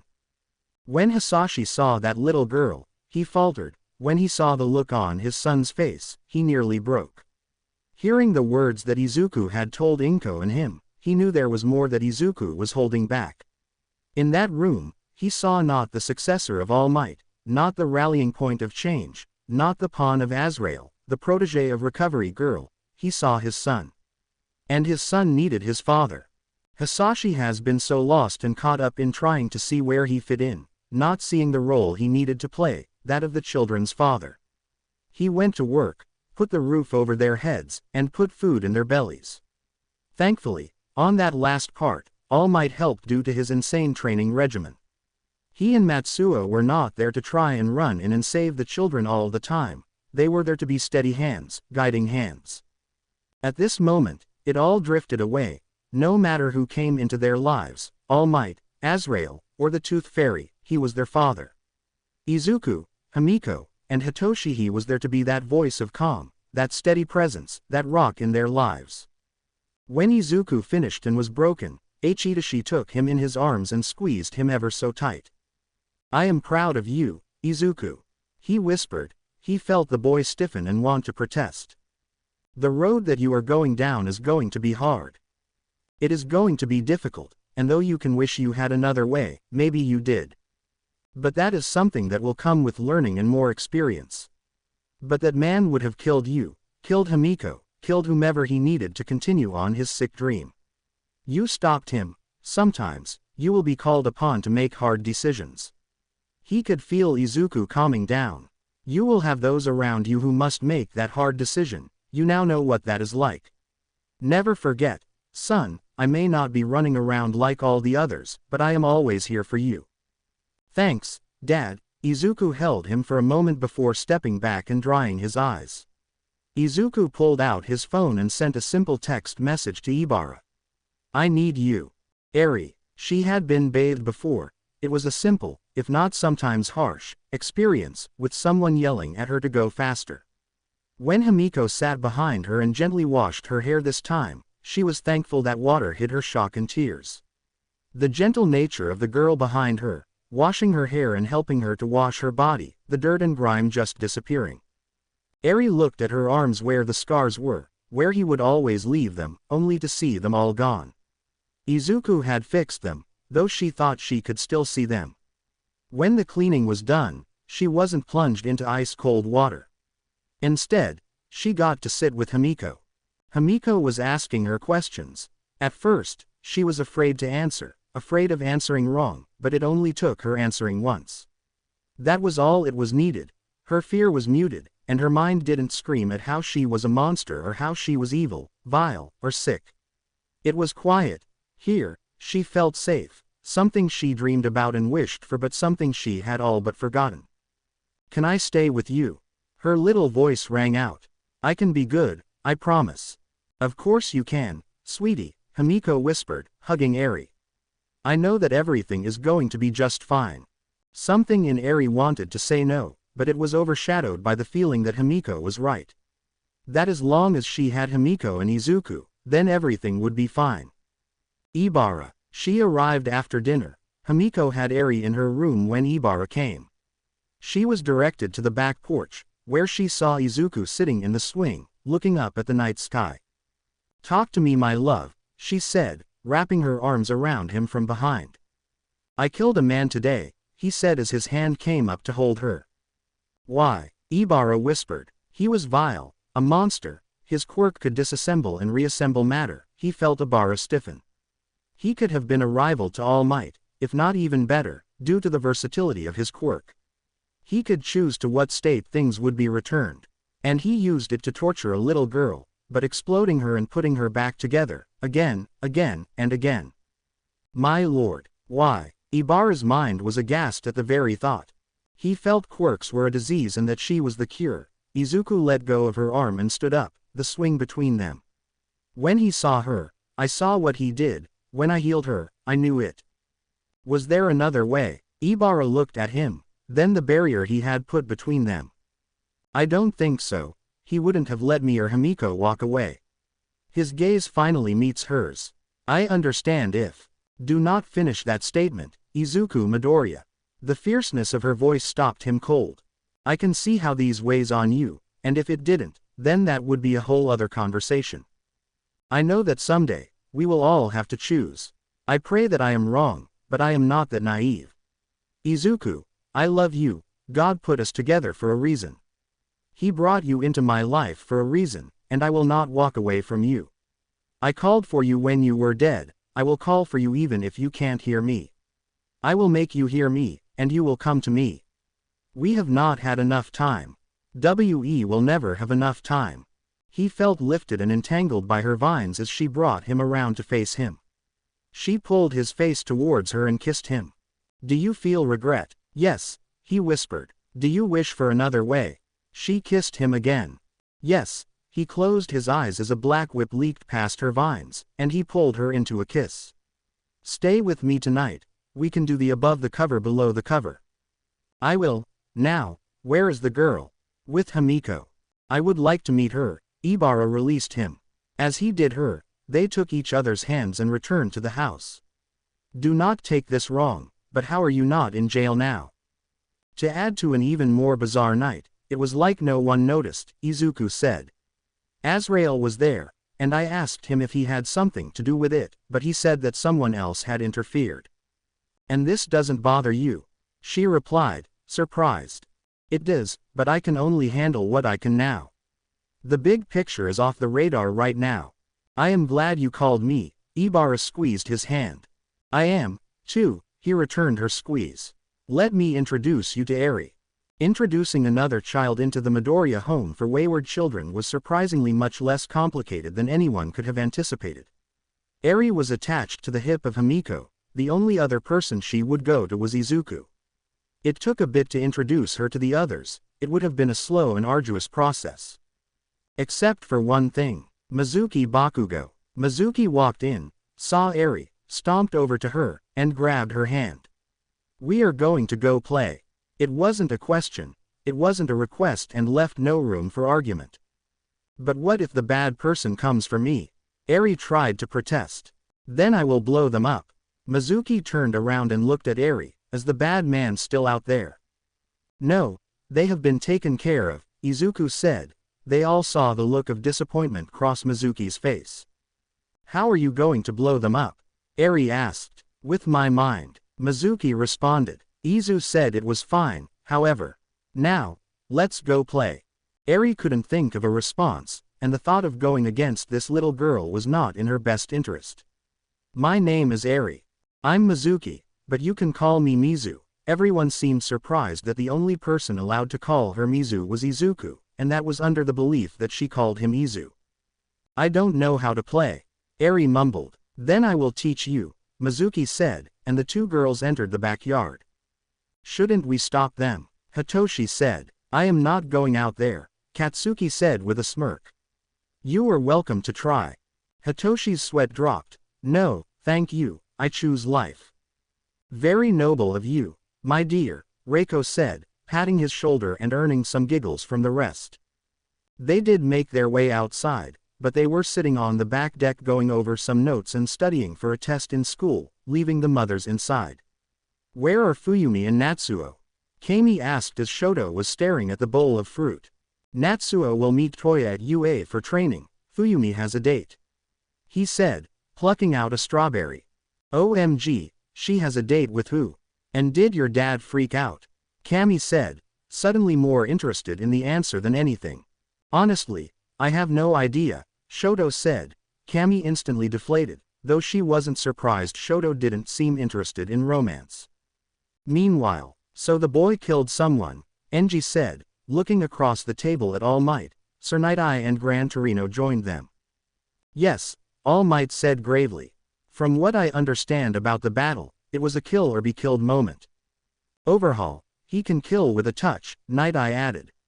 "His quirk could have been beyond amazing for the world. I mean, top hero, legendary if he wasn't so disturbed." Enji raised an eyebrow as he looked over the file before him. The report on Eri and her quirk was also somewhat surprising. "And there has been no report of the incident. No one has come looking for the girl." "Nothing, which is almost disturbing," All Might said. "There were people around to witness the battle. The video was almost certainly taken, but after the fight, they seemingly deleted the videos and went about their night. There are no records of any emergency calls, everything is spotless." "This is most disturbing indeed." Enji looked out the window. "Could it be Israel's work?" Izuku questioned him, and he said it was the work of another, possibly attempting to curry favor with him, Night-Eye said as he rose to pour another cup of tea.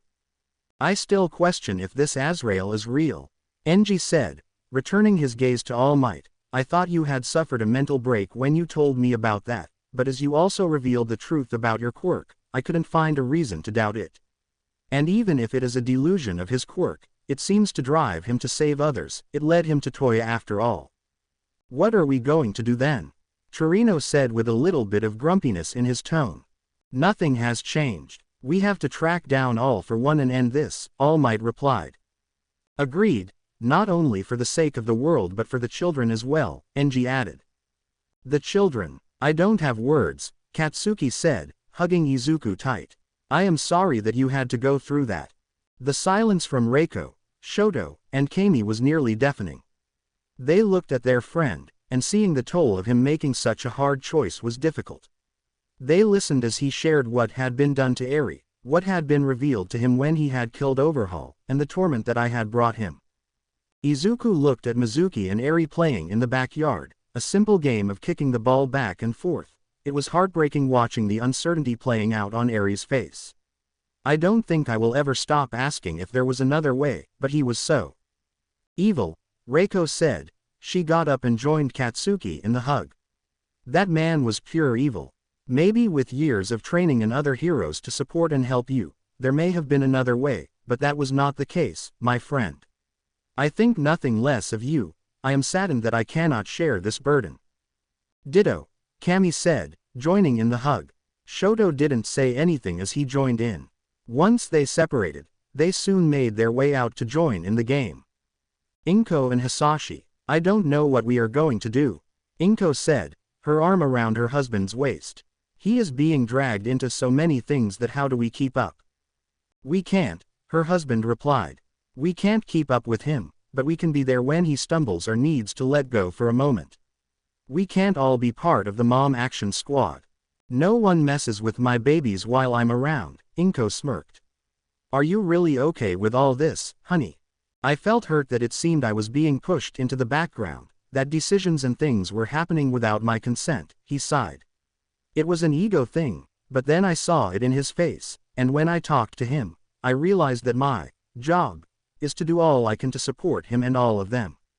Despite everything, they are still kids. He needs me to be his father." "I need you too," Inko said, facing him. "I love you so much, Hisashi." She was surprised when he leaned down and kissed her, that he did so, but it wasn't a simple peck but a much more passionate kiss. Inko pulled back, her breathing a bit heavy. He smiled at her devilishly. She didn't protest when he scooped her up bridal style and carried her to the bedroom. Later, "Where is Mama Inko?" Hitoshi asked. Taking a nap, Hisashi called from the kitchen, "Pizza tonight for dinner, find out what everyone wants." "Okay, Dad," he replied, walking back outside. The return to normal. Over the next few days, Himiko and her shadow often surrounded Inko. Once it became clear that Inko was safe, Eri could be with the woman without panicking. It was an important step, as Himiko had to return to school the next day. She had missed a couple of days to stay with Eri and get her adjusted, but she couldn't afford to miss more classes than necessary. It was a stressful day for Eri, but it helped that Himiko and Izuku would call during breaks to tell her hi and how they missed her. Eri, this new place was much better than her old place, and overhauls being gone allowed her to sleep better. But the bad dreams didn't just disappear like magic. The cool fire from Izu helped her quiet them a bit. She liked sharing a bed with Himi. How Himi held her tight during the night made it feel safe. Getting used to the others was made more accessible by finding out they all wanted to be heroes together, real heroes that save people and help others like Himi and Izu helped her. She had wondered about school, but the thought scared her. However, she liked it when Mizu would come over and tell her about her day at school. About playing, learning, and all the different things that happened there every day. She had walked over to Inko and tugged on the hem of the woman's apron. Inko never really scared her. She was a bit wary of her, but coming from her circumstances, it was understandable. But seeing how much Himi and Izu loved her and the smiles they gave each other was enough to get Eri to trust her. After Himi had to return to school, it was just the two of them for most of the day, but today, Eri wanted to know something. "What is it, sweetie?" Inko said sweetly. "Can I go to school one day?" Eri said hesitantly. "Of course, you can," Inko said, squatting before Eri. "Do you want to go to school?" "I think so," Eri fidgeted with her skirt. "I like hearing about Mizu's day, and when I asked Himi and Izu if I could go to school with them, they said that I have to be older to go to their school, but I could go to school with Mizu." "That is correct," Inko said, lightly taking Eri's hand. "School is very important. You meet new people and learn important things. I can teach you some things here at home if you want." "Home," Eri whispered. She liked that word. "Like practice school." "Exactly." Inko's bright smile tugged at something inside Eri. "If we practice hard when the new school year starts, maybe you can go to school with Mizu." "I would like that." Eri tightened her grip on Inko's hand. "Does that mean I can stay here?" "Stay," Eri struggled. "I want this to be my home, is that okay?" She shut her eyes, scared at what Inko would say. "Eri, this is already your home." Eri's eyes opened quickly. "You are not going anywhere till you are all grown up. We will never kick you out or make you go away. This is your home, Eri, forever and forever." Tears pooled at the corners of Eri's eyes as she whispered, "Forever." "But what if Eri does bad?" "Forever," Inko said, wiping the stray tear from Eri's face. "No matter what." Eri broke down and started crying, clinging to Inko like she was on a life raft and lost at sea. It took quite a while for Eri to calm down, and soon after that, Eri fell asleep in Inko's arms. No nightmares and no worries entered her mind. Instead, she dreamed of home. The recommended exam is stacked this year, Nimari Kayama, aka Midnight, said as she looked over the files on the candidates, and Izuku is part of that crop. "Do not remind me," groaned the underground hero eraser header Shota Aizawa, casting an evil glare at Vlad. "You are still a dick for that one Seki." Sekijiro-kan, aka Vlad King, laughed. "Well, if you feel that strongly, I will take him off your hands." "Really?" Aizawa said, his voice so full of life and hope, more than anyone could remember. "No, that headache is all yours." Khan kept laughing, seeing the hope drain from Aizawa's face. "Oh yeah, stick it to him," Present Mike said, unable to contain his amusement. "That is mean, Hisashi," Nimari snickered. "Funny but mean. I hate all of you," Aizawa declared. The door opened with Nezu, Chio, Power Loader, and Snipe walking into the room. "What are we going to do with all these recommendations?" Aizawa said, looking at Nezu. "That is what we are here to discuss," Nezu smiled as he sat. "We have quite the crop of students this year. Aside from some questions about their ranking on the academic side, I can see almost offering them automatic entry. The teachers all looked at him surprised. Almost, Nezu said, holding up one finger. Almost. We have considered expanding the hero course some before, and I believe we should revisit that. Opinions. 20 headaches are more than enough, Aizawa said quickly, but what if we expand the recommended slots to 3? I would normally object to that, but with this crop, Khan said, motioning to the files. Are you going to make Izuku take the exam? Even if he didn't answer a question, right with that healing quirk? The press conference. He would refuse, Shio said with a smile. If we insisted, he would probably go to another school, and when the press asked, he would say exactly why. Oh, a boy with conviction, I like it. Nimari said playfully. I may not be one of the heads of the hero course, Snipe said, drawing everyone's attention. But it seems that if you are going to expand the recommended students, then that takes away from those that don't have that advantage, which seems a little unfair to other folk. Then we expand the hero course to 22, Khan said after a pause. Plus, 1 recommended and 1 standard. I say we keep it as is, Nimari replied. We have never expanded or changed before, and if the recommendations don't make the cut and refuse to retest, then we should let them walk. It is a bit mean, but as we all know, life can be a bit cruel. I expected you to vote to increase the class size, Hazashi said, leaning forward. I have looked over the list of recommendations and the list of our normal applicants. I can say without a doubt that this class will be one to remember. Nimari leaned back and smiled. I can't wait to see what happens. Shoto Todoroki. Shoto couldn't help but smile as he and Izuku stood before their friends and family, wishing them well as they were prepared to head out for the exam. Watching his mother and father standing there holding hands while photos were being taken was more than anything he could have dreamed about all those years ago. His home had been so cold and empty until Toya came home. The day that Izuku brought his brother home was the day that the entire course of his life changed. His father had changed, his mother had come home, and the entire house had just woken up and come alive. Now, he couldn't dream of it being so cold again. Then there were his friends, all future heroes, all training and working every day to be better and push to that goal of not being the future #1 hero but of being heroes that people could rely on. He would be a hero the nation would look up to. Recommendation. Momo Yaoyorozu stepped out of her limo. She looked up at the enormous gates of the UA and felt small. She felt like she wasn't worthy. Self-doubt, nerves, everything was building up inside her as she stood looking at the gate. Hey, are you all right? A voice said, startling out of her head.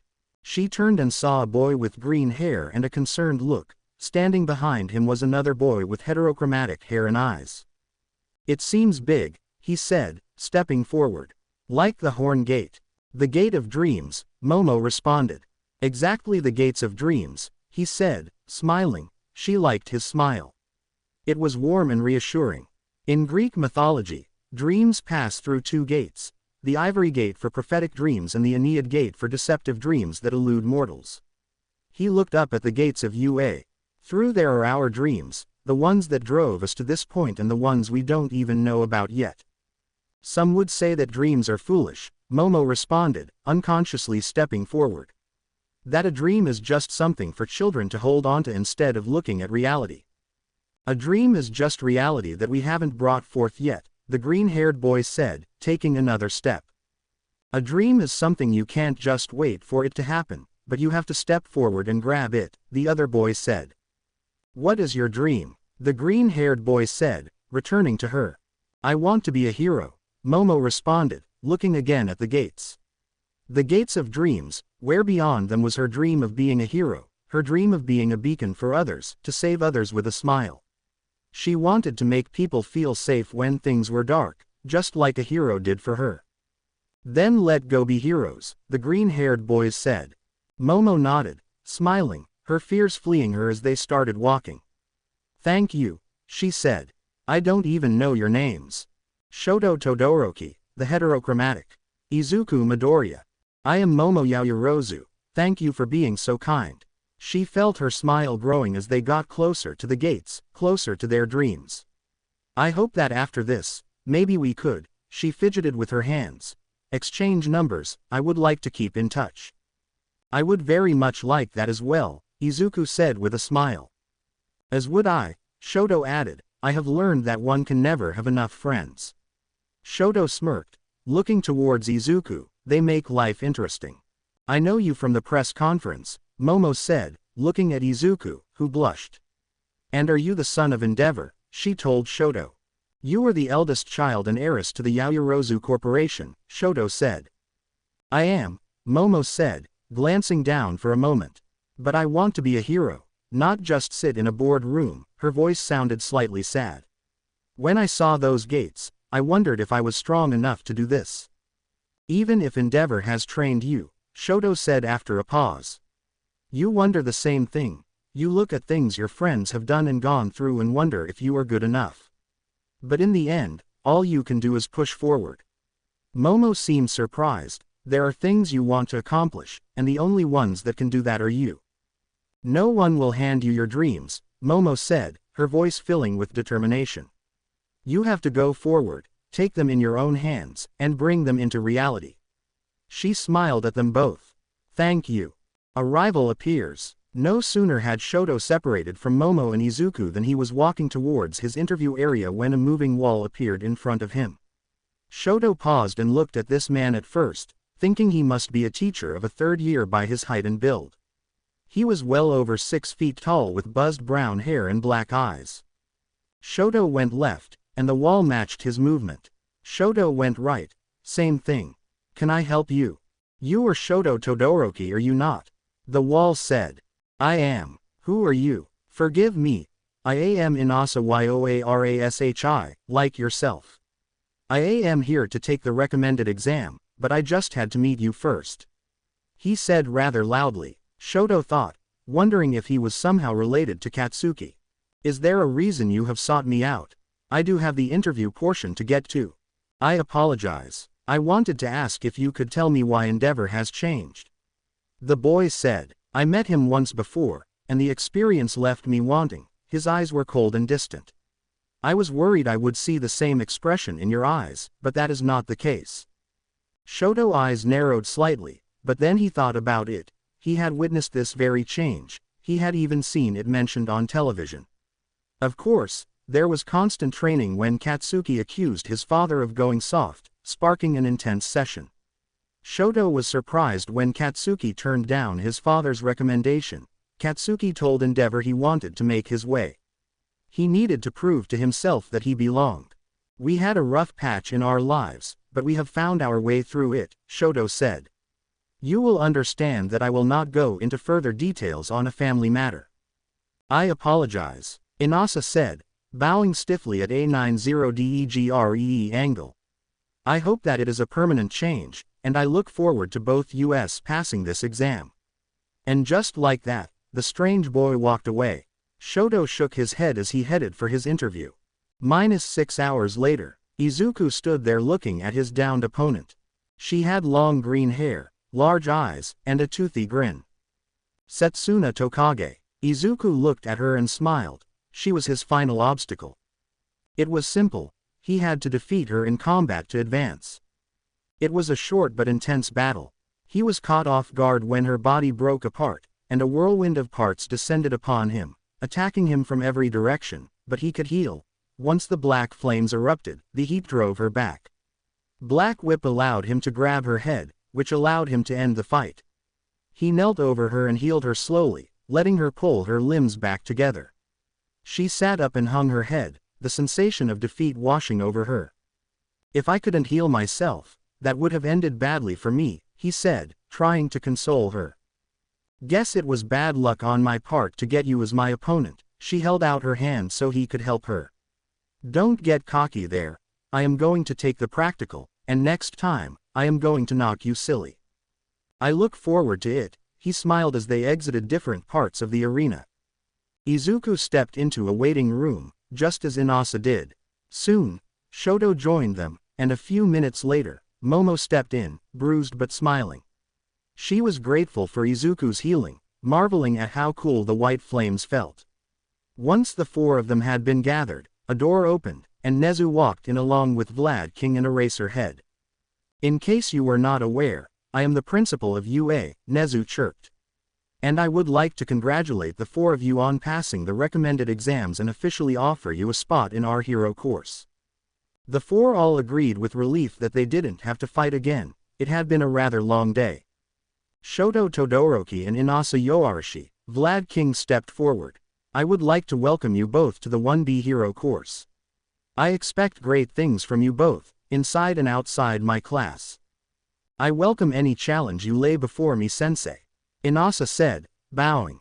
Shoto was a little sad that he wasn't in class with Izuku, but he knew that was possible and that the UA may be separating them because of how close they already were. I look forward to learning under you, sensei, Shoto said, bowing as well. Momo Yaoyorozu and Izuku Midoriya, Izuku noticed. Aizawa sighed on his name. Welcome to Class 1A. Momo and Izuku both bowed and thanked him. Now, of course, we will send you home with your information packets and official acceptance letters, Nezu said. You are free to leave, please travel safely. Once they had received their letters and were all outside the gates, relief visibly washed over them. Inasa, would you like to exchange phone numbers so we can keep in touch before school starts? Izuku said as the living wall went to leave. Yes, that is an excellent idea, he said as they all tapped their phones together. I look forward to talking with you all. Shoto and Izuku said their goodbyes as they climbed into the back of a limo, seeing Rei and Inko sitting, waiting for them to close the door. The 2 boys nodded as their mothers pulled them into a crushing embrace. The call went out when they arrived at the Todoroki estate. All their friends were there, as were their mentors. The celebration lasted long into the night. 1 month later, the dorms are complete, and the exams have been scored. Now we need to set the rosters for the hero course so we can begin preparation for the acceptance letters, Nezu said with a smile. It was hard to see so many little listeners just miss the cut this year. Hazashi said. It was extremely competitive, Vlad added. Let's get this over with. Unlike some of you, I have patrol later tonight, Aizawa said, emerging from his sleeping bag in the corner. Very well, let us begin, Nezu said with a grin. First, we have the top scorer this year, Katsuki Bakugo. -2 hours later, Class 1A, Izuku Midoriya, Momo Yaoyorozu, Honi Tsunotori, Kami Utsushimi, Setsuna Tokage, Katsuki Bakugo, Abara Shiozaki, Tsuyu Asui, Mina Ishido, Eijiro Kirishima, Denki Kaminari, Kyoka Jiro, Ochako Uraraka, Tenya Ida, Fumikage, Tokiyami, Toru Hagakuri, Koji Koda, Mezzo Shoji, Minoru Mineta, Himiko Toga. Class 1B, Shoto Todoroki, Inasa Yoarashi, Hitoshi Midoriya, Reiko Yanagi, Juzo Honanuki, Yui Kodai, Yuga Aoyama, Yosetsu Awase, Sen Kaibara, Togaru Kamakiri, Shihai Kuwaro, Itsuka Kendo, Kanoko Komori, Jirota Shishida, Narengeki Shota, Kosei Saburaba, Tetsu, Manga Fukidashi, Nito Monoma, Hirayu Ren. Eri was giggling as she ran to escape the mad tickler. She sat behind the couch, doing her best to catch her breath and stifle her laughter, failing terribly but still trying. She peeked, and her enemy still hadn't even turned around. She was sitting and talking with Izuku. Eri had taken her eyes off the prize, though. She overlooked the villain's weapons slip under the couch and attacked her sides, sending Eri into peals of laughter once again.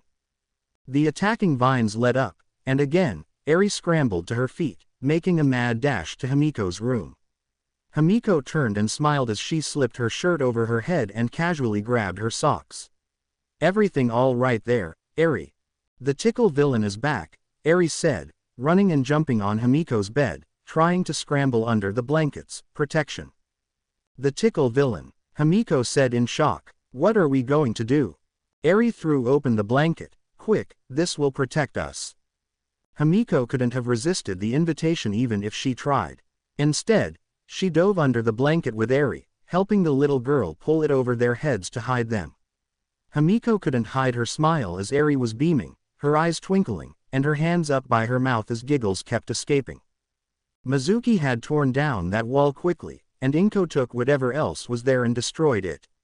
Every day that Himiko and Izuku came home to her, every day that Mizuki would come play with her, every day that she would sit in the bath with Inko washing her hair, the most beautiful thing emerged, and that was Eri's smile. Then, the tickle villain emerged. In truth, Ibara was tickling Himiko and Izuku as punishment for sneaking off to kiss. Himiko saw Eri peeking around the doorway and called to her for help. They saw Eri's fear morph into childlike bravery as she chased the tickle villain. The villain unfortunately turned its attack to Eri, and for the first time, they heard Eri laugh. The smile had brought them to tears, and the laugh wrecked them. Ever since then, Eri would do battle sometimes against the tickle villain. It had become her and Ibara's thing. As they lay under the covers, Himiko kissing Eri's forehead, the covers were yanked back as the tickle vines descended. Their laughter could be heard around the house. Inko and Hisashi were in the backyard garden, sharing a smile and a kiss. Over their laughter echoing off the room, Eri heard her name being called, and it was the name of the one person who could save her. Katsuki Bakugo had arrived. Soon, the tickle villain retreated. Eri scrambled out of the room and ran to hug Mizuki, declaring her the hero. Mizuki smiled and had a hand on her hip. "Of course I am." Pictures snapped in a flurry. Reiko and Hitoshi came downstairs, along with Kami, Katsuki, Shoto, and his siblings. They all went left for the promised day at the park. Shota was tired. He was always tired, but there were very few days or times that he had any trepidation about the start of the new school year. He always carried this feeling as he would watch and probably expel some students on that first day. Much to the chagrin of his orange tabby, he wasn't going to bed or continuing to sit on the couch and be the cat's bed. He instead prepared the first of his 13 cups of coffee. Today, though, this dawn of a new year was different. For one, he had him in his class, stupid Vlad. He thought. Izuku Midoriya. Aizawa had read the file more times than anything besides the most complicated of his case files, followed in short order by the files on his little friends. Izuku Midoriya had the most potent healing quirk, hands down, period. There seemed to be no limitation beyond death that he couldn't pull someone back from. The only other restriction was if he was tough enough to handle it, and the kid was tough. He was caring, compassionate, brave, foolish, dangerous, and a magnet for trouble. Aizawa was thankful that his parents had done their best to beat into his head that he couldn't save people if he were dead and that modern medicine was good enough to handle the problem without the need for him to step in with his quirk. But he read the reports that the boy was called to heal people, driven to do so by an unknown pull. Aizawa read the file on All Might, the report of what happened that day in the medical bay, and the injuries that All Might had been carrying for years. Aizawa wasn't a big fan of the big buffoon, as he called him, but he did recognize that man had a role to play, and he did it well. There was a bit of jealousy, partly because All Might made everything look so easy, never seemed out of his depth, and would always pull through. Aizawa had witnessed villains in the middle of a fight immediately surrender when they heard he was en route or had just arrived on the scene. The petty side of Aizawa would grumble about how it must have all come so easy. The teacher, the adult, and the pro-hero knew the truth. Nothing came easy except death. He knew how hard All Might would have to train to make it look so easy, how many hours of training and studying to be in his depth in nearly any situation. Aizawa saw the man stop a tsunami with a punch. An idiot would have chalked it up to big, strong hero punch stuff. But Aizawa knew the truth. The man didn't punch the wave. He created a shockwave to disrupt its momentum, allowing it to make landfall and still cause some damage but not on the catastrophic level it had been projected. But All Might had been injured so horrendously, a shell, a nearly empty vessel of once he what was. Yet, he continued, he had slowed, but he was there when it mattered, and the tsunami incident was after he got hurt. The man was dying, but he still pushed himself to the limit daily. Aizawa respected that. He had to admire it. Yes, All Might needed to do his paperwork better, and yes, he needed to improve, but how could you not respect a man who left everything he had and more out on the field? Then Izuku Midoriya happened. He healed that damage. He stood before death and took All Might back, declaring that death could not have All Might today. And Izuku Midoriya died for it. He laid down his life not for the number one hero. He didn't even know who All Might or Yagi was at the time. Izuku Midoriya took all that pain, all the hurt, and took it upon himself, then held on long enough to heal Yagi before he died. He was dead. Aizawa was there performing CPR in a desperate attempt to get him back, and Vlad did the same. That damn old lady is feverishly kissing the boy's forehead and hand, trying somehow to pull back the veil of death and pull him back. Nezu had to pull her back and call it, while All Might himself refused to stop till grief and guilt forced him to. Izuku Midoriya was now in his class, the top student of the grade, scoring slightly under his classmate Momo Yaoyorozu in the written exam. Then he had his girlfriends, both of them Ibara Shiozaki and Himiko Toga, his bodyguard and protectors Katsuki Bakugo and Kami Utsushimi. All Might and Endeavor had trained them. He had saved the third-year student Tuya Todoroki, who was thriving after some initial struggles. He knew that this year would bring him trouble. He knew the tip of that spear was going to Izuku Midoriya. He would be the catalyst for sleepless days, headaches, and caffeine-fueled insanity. But looking not only at his roster but at Vlad's, this class was going to be legendary. History books will discuss how this class was unmatched before and in its sense. Robust and versatile combat heroes, rescue heroes, underground heroes, and every category under the sun were going to go on to rewrite the history books. He needed to approach this differently. Izuku and his group were talking about combined glory, about reaching the top together as a team. They would need to be pushed and guided, and maybe he wouldn't expel anyone on day one. Day 1. The group stood before the UA, and none could stop smiling. "We made it," Izuku shouted, startling everyone. "Damn it, Deku," Katsuki shouted. "Don't do that." "Sorry, I am just so excited," Izuku said bashfully. He felt Ibara take one of his hands and Himi the other. "Wait before we go in. We toots need to take a picture," Kami said, seeing Hitoshi about to protest. "I promised Mizuki," Kami said, stopping Hitoshi's complaint and taking the picture. They parted ways at the hall, with Shoto, Hitoshi, and Reiko heading towards 1B, promising to see each other at lunch. The rest of the group turned and headed to 1A. They stood before the gigantic door. None of them said anything. Nerves made them hesitate. "Stop stalling." Katsuki finally said as much to himself as the others, yanking the door open. He stepped inside, and the others followed. Kami ran over to the seating chart. "Katsu, we get to sit together." She ran over, hugged him, and kissed his cheek, making him fluster. "Kami," he protested. "Oh, first day romance." They heard someone call out. There is a girl of medium height, and her body is possibly a little broader than some of her other female classmates. Her skin is light pink, and she has square-shaped eyes with black sclerae and yellow irises. Notably, she has long eyelashes below and around the sides of her eyes. She was seated next to a set of floating clothes and a young man who was of average height but had a muscular build, which was quite impressive for his age. He has small eyebrows, pointed teeth, and red eyes that are slightly turned inwards. Additionally, he has a small scar above his right eye. His hair is dyed a bright red and is somewhat lengthy, spiked away from his head at all angles with gel. He has 2 tufts of hair on either side of his forehead spiked up like little horns, which takes him about 3 minutes to style. "What is up, fam?" Kami said, bouncing. "This isn't day 1, it has been for a while now." "Kami Utsushimi, but you can call me Kami." "I'm Mina," the pink-skinned girl said. "The girl with the rocking accessories is Toru, and that big lug is my horn buddy, Eijiro." "Nice," Mina responded. "Are they all your friends as well?" She looked past Kami at Izuku, Ibara, and Himiko. "Yes," Kami said. "The blonde girl is Himiko, the vine is Ibara, and the other is Izuku." The trio all said hello to Mina and her group. The door opened, and in walked Momo, whose face lit up upon seeing Izuku. "Izuku, it is good to see you." Momo stopped and bowed. "And you must be Himiko and Ibara. Izuku told me a lot about you both." "Momo, it is nice to finally meet you in person," Ibara said, bowing. "I regret that we were unable to meet before school started. It just seemed like something just kept getting in the way," Momo said with a smile.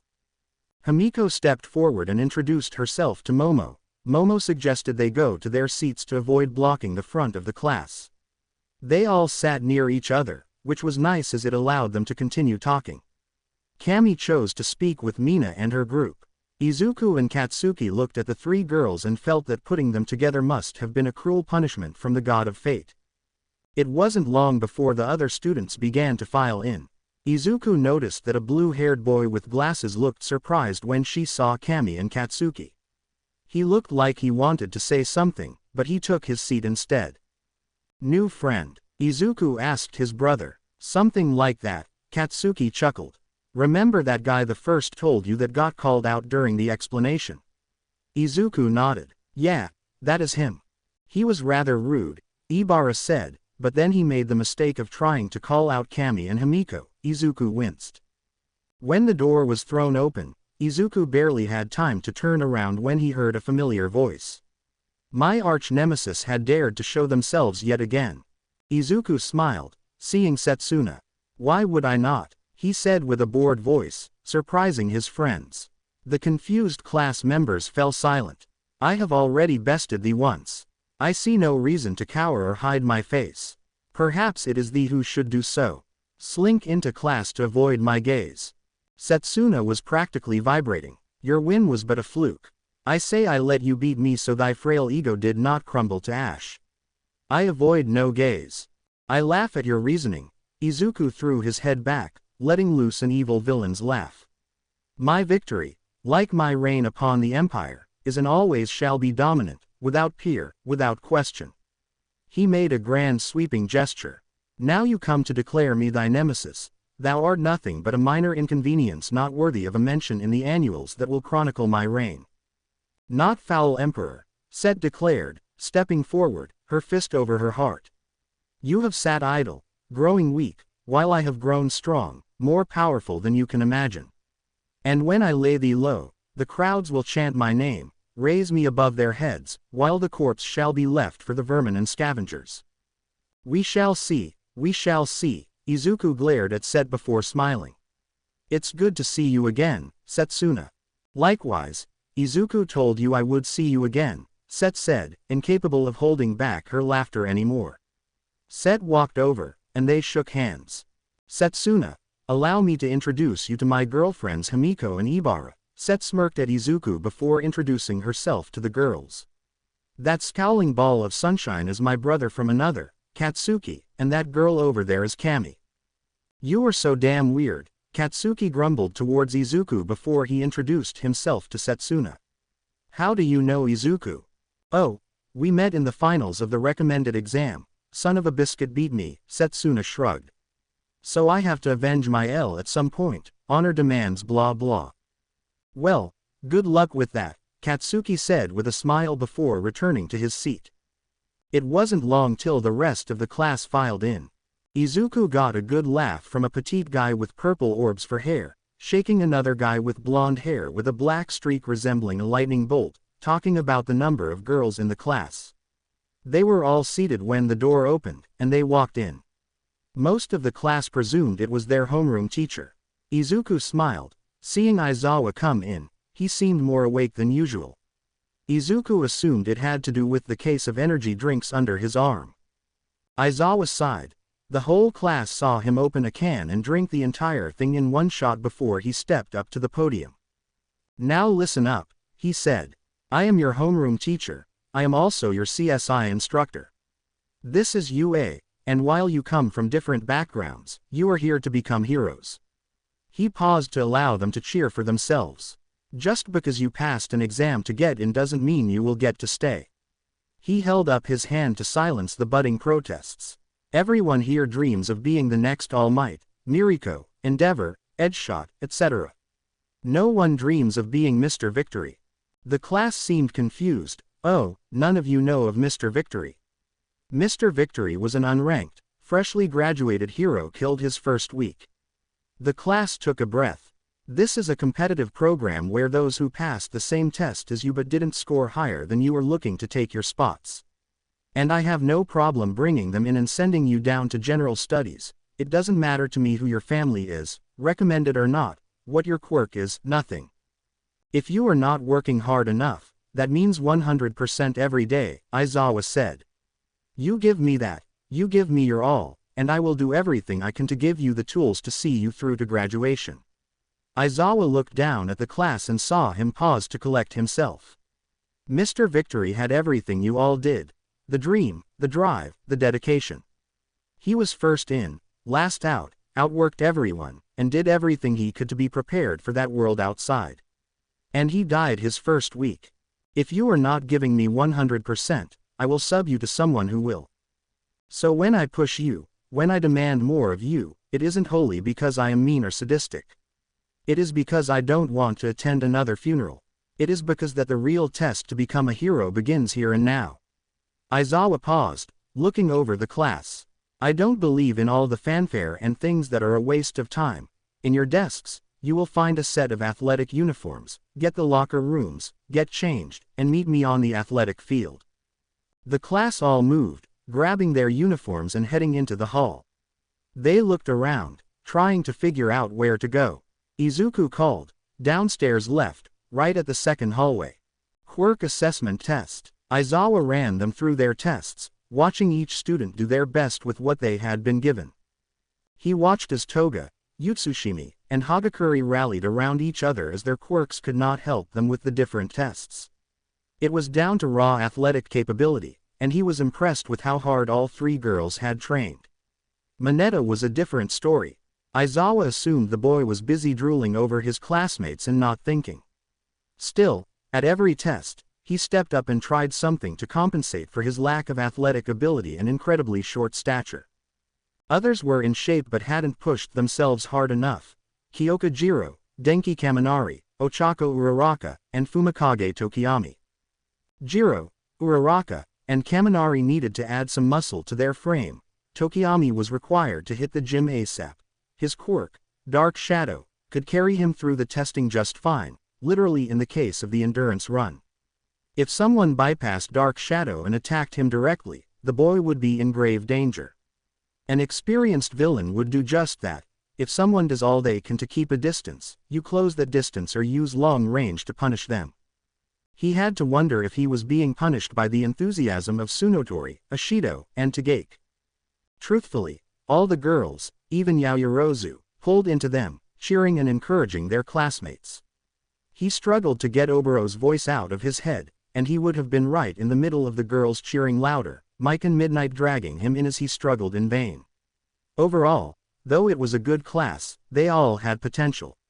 It had shaken out as he had expected, with Midoriya, Yaoyorozu, and Bakugo at the top, with Shiozaki and Tokiyami rounding out the top 5. He was impressed by Asui and Ashido, who placed well in almost every event. He paid attention as he watched Midoriya struggle not to heal someone when they hurt themselves, even though it was just sprains. He could see the twitch and then him stopping himself. He would worry about the boy's physical abilities, but he displayed strength and speed beyond what the reports of his healing quirk had led Aizawa to believe. Whatever he was doing hurt him, as he saw the boy heal himself multiple times. He saw Shiozaki and Toga go to him, but he whispered something to them, and whatever it was, it soothed their concerns. He noticed that Bago and Utsushimi would pay close attention when he did his tests. While they didn't check on him, he saw Bakugo fist clench each time he saw the flames. As they were waiting for the results, he noticed the two boys talking, and again, whatever answer Midoriya gave seemed to put Bakugo at ease. He saw Bakugo whisper something to Utsushimi, who nodded and kissed his cheek. Aizawa rolled his eyes. Stubborn teenage hormones, he muttered. After the results were announced, I will be sending everyone their scores on each test. These tests will be repeated at a later date, and I will be expecting there to be improvement. This campus has 5 different workout facilities and miles of track and running paths. I suggest all of you use them to their fullest. A lot of you need to work on your physical conditioning, adding muscle, trimming fat, and quirk ability, which will only take you so far, and in a fight, it is just one tool in your arsenal. Your body is your main weapon. Endurance, strength, and flexibility are the keys to everything. They will help you push harder, fight longer, and directly affect your quirk. It takes energy to use your quirk. That energy comes from you. If your body isn't ready, you will fall. That is all for today. Get changed, grab your stuff from class, and go home. The cafeteria is available should you desire it. Tomorrow is your first day of heroics, so rest up. The easy part is over. The class all decided to go to the cafeteria and eat lunch together before heading home. The class ladies were interested in talking to Himiko, Kami, and Ibara about how they had ended up in their relationships, particularly Himiko and Ibara. Mineta was very interested in how Izuku had managed to pull it off as well. He was very disappointed when Izuku told him he had no idea and was still trying to figure it out. All Katsuki said was that Kami was the opposite of him. In her, he saw everything he lacked. Kami heard that and blushed. They were finishing up when 1B walked in, and Izuku introduced his class to Hitoshi, Shoto, and Reiko. They talked momentarily as the three would sit with their class before their turn for the quirk test. Of course, everyone assembled at the Midoriya household to relax and talk about their day, but more importantly, they could be there for Eri. The little girl was enthralled hearing them talk about the first day and the people they met. Second day. The second day began like the first, minus the excited shouting from Izuku this time, but there was a nervous energy in the class for the first practical heroics class after lunch and the mystery of the teacher. Of course, the group knew it was All Might, but they had been sworn to secrecy. The day was centered on heroics, with all the classes revolving around that subject today. For all of them, it was the peek behind the curtain of the dreaded paperwork and the importance of filling it out correctly. The complication of the paperwork discouraged new pros from starting their agency without having the resources to hire someone to manage and handle that aspect of the business. Even the pro hero Mirko, who hated team-ups, had someone in her office to handle the paperwork. A simple mistake could mean a hero not being paid and, more importantly, a villain going free. They were excited as the teacher told them that this class was about more than paperwork, as they would be going over how to take statements, give statements, and even give testimony in court. It was a whole morning of classes based on heroics. Everyone was paying close attention as this was the backbone of the life they were all pursuing. Izuku laughed how even Kami and Himiko, who hated the thought of paperwork, were diligently paying attention. Then it was finally time. Suddenly, the door slid open, and, in a gust of wind, All Might was standing before the class. "Never fear, hero hopefuls, it is I All Might, and I am your practical heroics teacher." He proudly assumed his trademark hero pose, garbed in his most famous of costumes, his Silver Age costume, and the rest of the class erupted. "Let us not waste our day admiring how amazing I look." He stopped and took some bodybuilding poses. "I want to see how amazing you all look in your hero costumes," he said as he pressed a button, revealing 20 silver cases. "Now get dressed and meet me at the training ground. Theta, All Might away." He was gone in a gust of wind. Izuku's group moved immediately, the rest of the class followed, and they all left for the changing rooms. The boys emerged first, eagerly awaiting the arrival of their female counterparts. Izuku was excited to see Ibara and Himiko in their hero suits, and even though Katsuki was trying to play it off, he felt the same about Kami. Izuku adjusted the white gauntlets that came over his knuckles, leaving his hands and fingers exposed. His hero costume consisted of a matching pair of white boots. His outfit was black at the edges that moved to a dark green as it got towards the center, where a white stripe ran up the center to a T at his neck. It ran down his shoulders to his gauntlets. A multi-pouch white belt and metallic white respirator mask completed the costume. The girls soon came onto the field, and Izuku smiled when they saw Ibara first. She came out in a pair of green boots with white armored leggings that had a matching green stripe that ran up the outside of her costume up to the white armored top that left her shoulders and uppermost of her arm. She had green gloves that came to about mid-bicep, and a cape fastened around her shoulders trimmed in white, that could act as an additional layer of shielding as it was reinforced as well. The neckline covered the top of her beeps entirely, but it left a lovely view still, the cape fastened at the tips of the costume just above them. She was blushing as she looked at Izuku and nothing else. Next was Himiko. Her ash blonde hair was pulled back and styled into a long flowing blade, and her hero costume black bodysuit had an almost sheer quality, it seemed, leaving a rose pattern evident in those areas that ran to just under her bust, where it was white. The upper arms were bare and ringed in gold. She had black armored wraps over her hands, and her forearms went from blue to white at her forearm, where there were several golden knives. Her hips had the same opening as her shoulder, and gold triangles were cut out. She had a white mask covering her lower face with tubes creating a sharp-toothed visage. On the front of her hips sat two thick metal tubes that looked like large needles. These had collection tubes that ran either to her mask or collection units at her back. On her right thigh was another bandolier of knives. Izuku noticed two more sticking out of the top of her boots. He had to wonder how many were there he couldn't see. Momo came out in a tight black reinforced suit with a light crisscross pattern running up her leg and across her thighs, exposing a thin patch of pale skin. There were strange red patterns over her hips. The suit hugged her upper body where the skin had been exposed. There were now gold lines that ran up the sides. The suit cut in just above her hips, a stylized gold star just under her rather well-endowed chest, where there was a very suggestive cutout before it came back into a black choker around her neck. The material continued covering her arms, but it flared out more, getting loose around her forearms. On her right there was data system that would display the information she needed for her quirk to a golden translucent visor that covered her eyes. Kami's hero costume consists of a simple black catsuit with blended patterned lines and a zipper running down the middle, left slightly open to reveal her cleavage. She wears white cuffs around her wrists, white-heeled knee-high boots with gray lines, and a loose black collar lined with metallic plates. She had a white pouched belt at a jaunty angle around her hips with what looked to be a collapsible baton.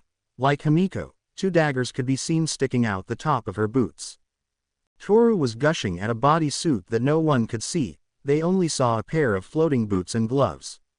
Rest of the costumes canon. You all look amazing, All Might said. Ready to begin your journey as heroes, the hero class smiled.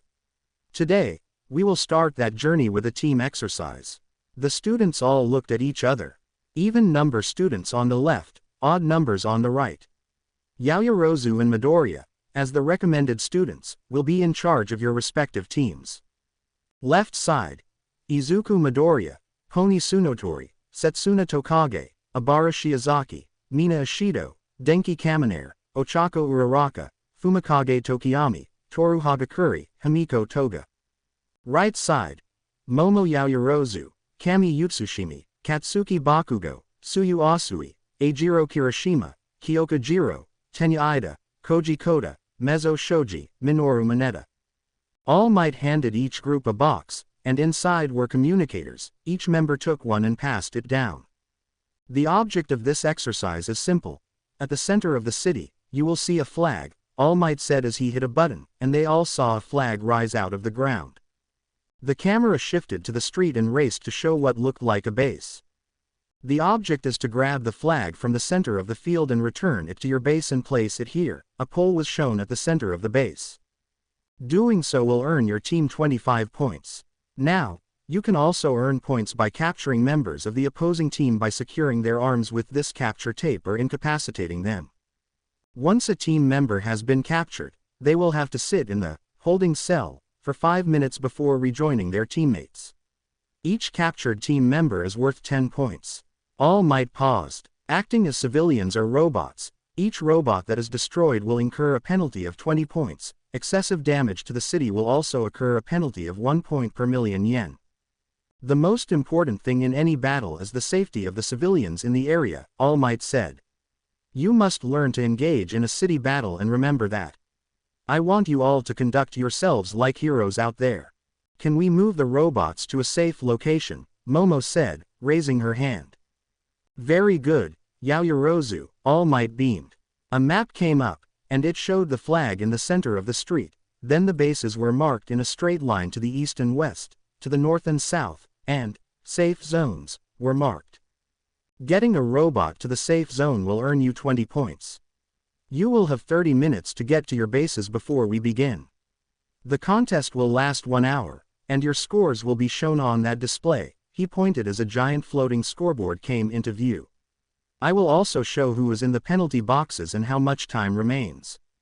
The teams nodded. Get to your bases, your 30-minute prep time starts now. Right side, Momo waited until they were a bit apart from their opponents' quirks. She said, soon. Everyone was rattling off their quirks, and Mom made mental notes as they walked. Do we have any intel on our opponents? Izuku knows all of your quirks, Katsuki said. The team looked at him. Oh, for sure he does, Kami said. He saw them all yesterday, and I bet he has already thought of different things your quirk can do, ways to make them better, or how to fight against them. Kami smirked. He is a total quirk nerd. He may not know all the details of your quirks, but he will have a good theory about them, Katsuki added. That is kind of creepy, Kyoka said. Great, when you are going into a fight with very little information, he can identify a villain's quirk and figure out some type of response, Kami said. Sounds like you know him very well, Mezzo pressed. We have been friends forever, Katsuki said. That is my brother. What can you tell us about him? Momo asked. He has a super strong healing quirk, but it is also reversible so that he can inflict damage with it, Kami said. They are restricted to what he has healed, and I warn you now, he has healed some pretty horrible shit, Katsuki added. What can be healed has always been limited to what he could endure, but all the healing he has done has made him super tough and increased his strength. We are going to have a problem with Himiko. She can use her quirk to imitate the appearance of anyone she gets a blood sample from, and she always has a sample from Izuku, Kami said. So even if we see Izuku, we have to be careful not to rush him as it might be Himiko in disguise. She is swift and good at close range. We will be in trouble if she gets any of our team's blood. That is some bullshit, Mineta said. Not only does he have a super amazing quirk, he has 2 girlfriends. He must be taken down. This just isn't fair. So if we engage in combat with any group he is with, then he will heal them and use the damage we have inflicted against us, Momo said, stroking her chin. He feels pain, but he can heal with it so we can inflict damage and hold him back. Tenya, we should have you get Kami to the center to use our speed advantage. Kami, once there, use your quirk to obscure the flag with your illusions. Tenya, you get the flag. Bakugo, you and Sue cover him. Kyoka and Kota will find the robots and start getting them to safety, and the rest of us will get to the center and engage the enemy. Mineta, you trip them up so we can capture them. That is a damn good plan, Katsuki said. Momo blushed as her team nodded. Left side, Izuku and his team were walking through the city when he heard his teammates tell him about their quirks. So what is the plan, you dastardly tyrant, Setsuna said. While it loathes me to align with you this day, he began before Himiko punched his shoulder. He turned, and both his girlfriends gave him that look. Okay, sorry, he said quickly. These are the quirks we are up against, he said, rattling off what he had observed during the assessment test. Himiko and Ibara smiled at his finger tapping against his leg. They have a speed advantage. They will probably deploy Tenya and Kami to the front so Tenya can grab the flag, and Kami can use her quirk to trap us in an illusion when we get there. He paused. I bet they will send Kyoka and probably Kota to start collecting robots. Toru, I want you to play counter-spy and attack them. Ibara, use your vines to find Kami in the cloud and take her down. Setsuna, you and Denki, try to find the robots on our side. Denki, when you see them get them outside and Set can use her multiple body parts to guide them so we can have a train of them moving. Ochako, let's grab some of the cars on our side and place them on the other side to build a blockade and cut down Tenya's straight lines. Fumi, you get Pony to the roof near the square so she can use her horns to take potshots from their attack force. Mina, you and Fumi will join me in the attack force. Himiko, copy me and see if you can lure Bakugo or any of them away or get them to cause property damage. Set, I only want you and Denki to focus on the robots for 15 minutes, then join the fight. We will form a wall on their side of the square. Mina, you will be our flag runner. His team smiled. If you get hurt, don't panic. I will heal you. The benefit of having a healer in combat. At the beginning sound, Tenya, holding Kami, raced to the center of the square. As soon as they arrived, Kami expelled her quirk as Tenya grabbed the flag. Everyone heard the announcement ring out that Tenya had taken the flag. He didn't stop. Instead, he ran back to the base to secure the contest's first points. They took off towards the front lines once he raced past Katsuki and Sue. Katsuki noted that Izuku had not even tried to have his team contest the first flag capture. Kami knew the enemy team was close, so she used her illusions to shift the square forward 10 feet to anyone who entered, trying to get the flag. It wasn't long after the flag was captured that it was announced that the flag had returned to the center. Cammy was hidden in her cloud, hoping it would provide cover, but when she headed, Sue and Bakugo called out that Pony was on the roof and that Sue had been hit. Suddenly, Cammy felt vines touch her feet. She tried to jump back, but they snaked out quickly and bound her tight. Her arms were yanked back, and she felt the capture tape slip around her wrists. Momo frowned at Cammy's capture as the call of Pony's location rang out, followed by Katsuki calling out that he had eyes on Izuku and was approaching from the east. Denki ran through the buildings as quickly as possible, trying to locate the civilians. Kyoka and Koji could track them down quickly and had already started moving the first ones to the safe south zone. Momo, Mezzo, and Eijiro reached the front lines as dark shadow roared out of the dissipating pink mist of Cammy's quirk like a horror villain. Eijiro stepped forward to block the shot, but he was driven back. Momo's arm glowed as a giant spotlight emerged. She didn't know if it would work, but she had to try to see if she could drive the sentient quirk back. The alert that the flag had been taken rang out, and they saw that Ibara was marked as having it, but it quickly changed to Mina. Tenya burst past them as Sue bounced off a wall with a double leg kick, landing and driving Dark Shadow back. Momo aimed the spotlight, only for the glass to shatter as a horn flew out of nowhere. Mezzo rushed to aid Sue in her fight with Dark Shadow. The pink fog had just faded completely when a torrent of vines burst forth, forcing them to dive away. As Sue was airborne, Izuku came out of nowhere and speared her out of the air. "It is Himiko," Katsuki called out. Momo created a shield as more horns flew at her, forcing her to take cover.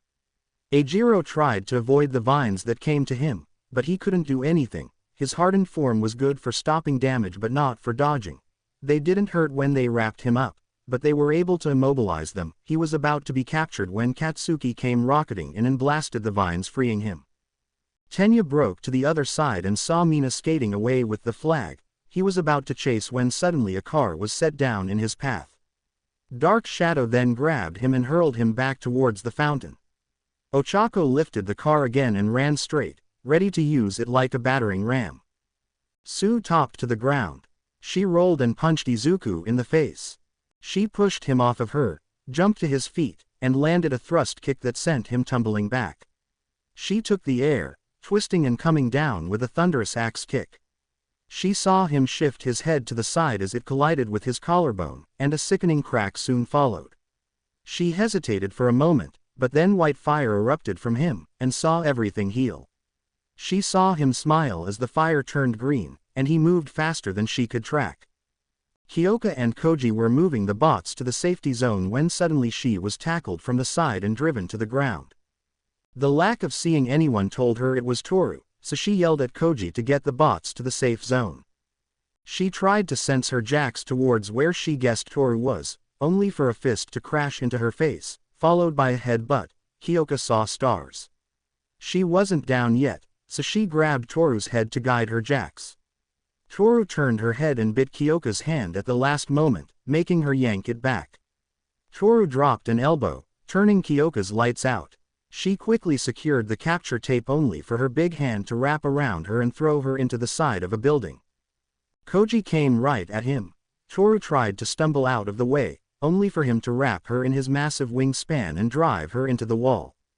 She made the terrible mistake of firing off a hard right, only for her fist to collide with his head. It made her yell in pain.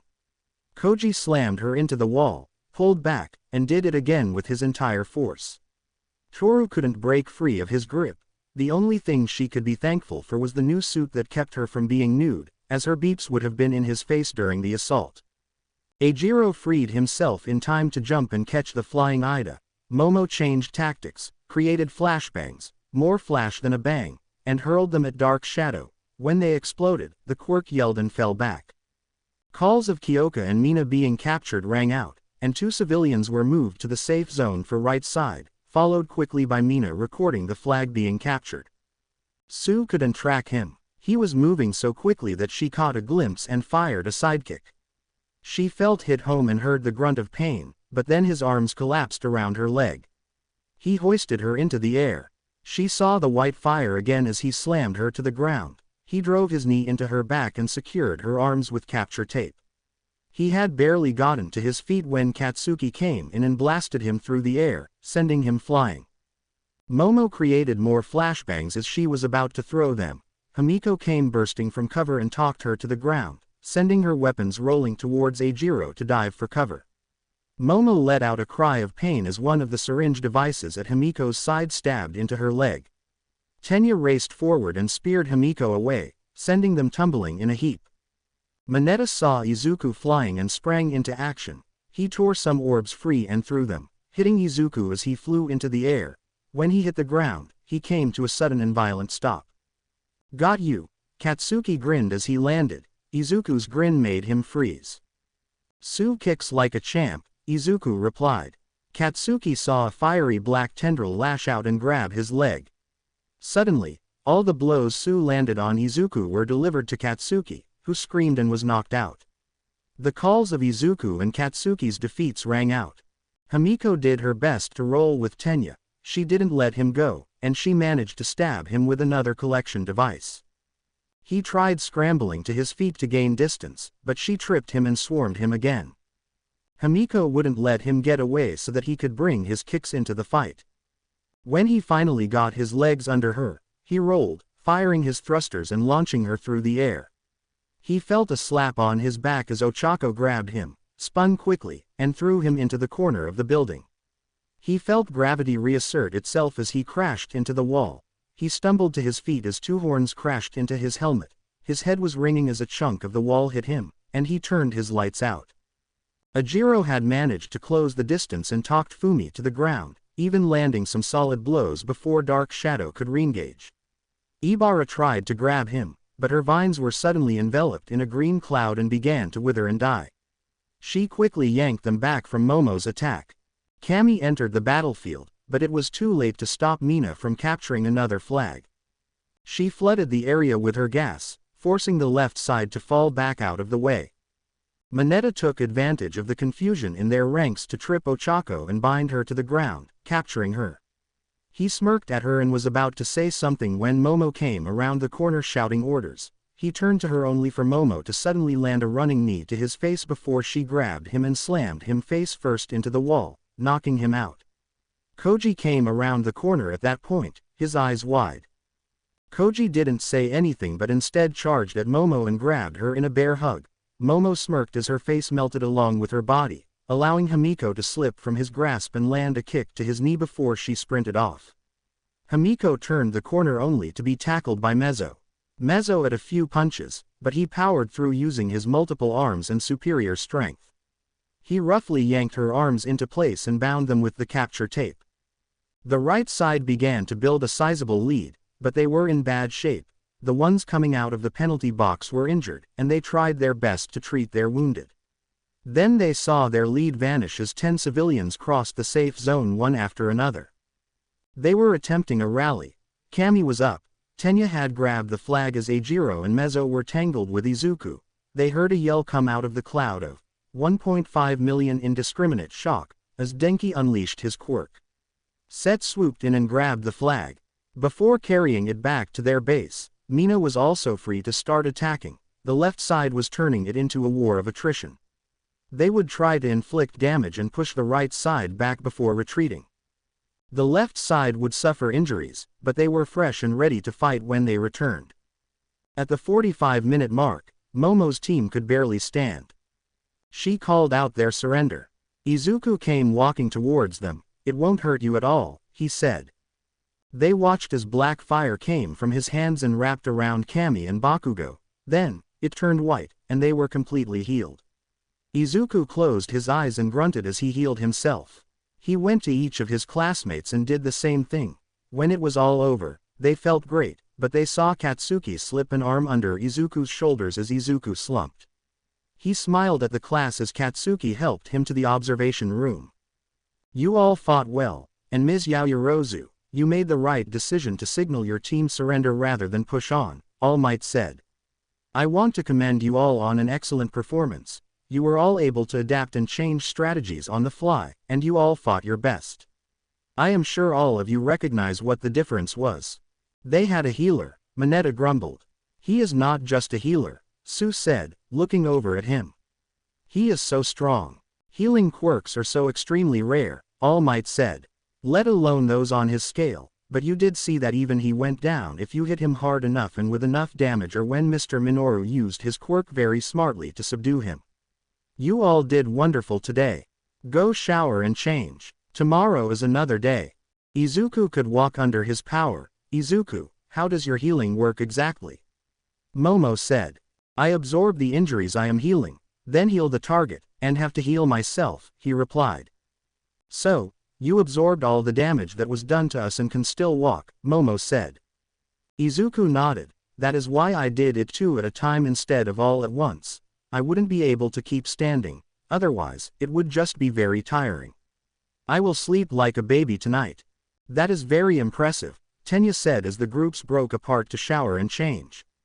Have you ever come across something you couldn't heal?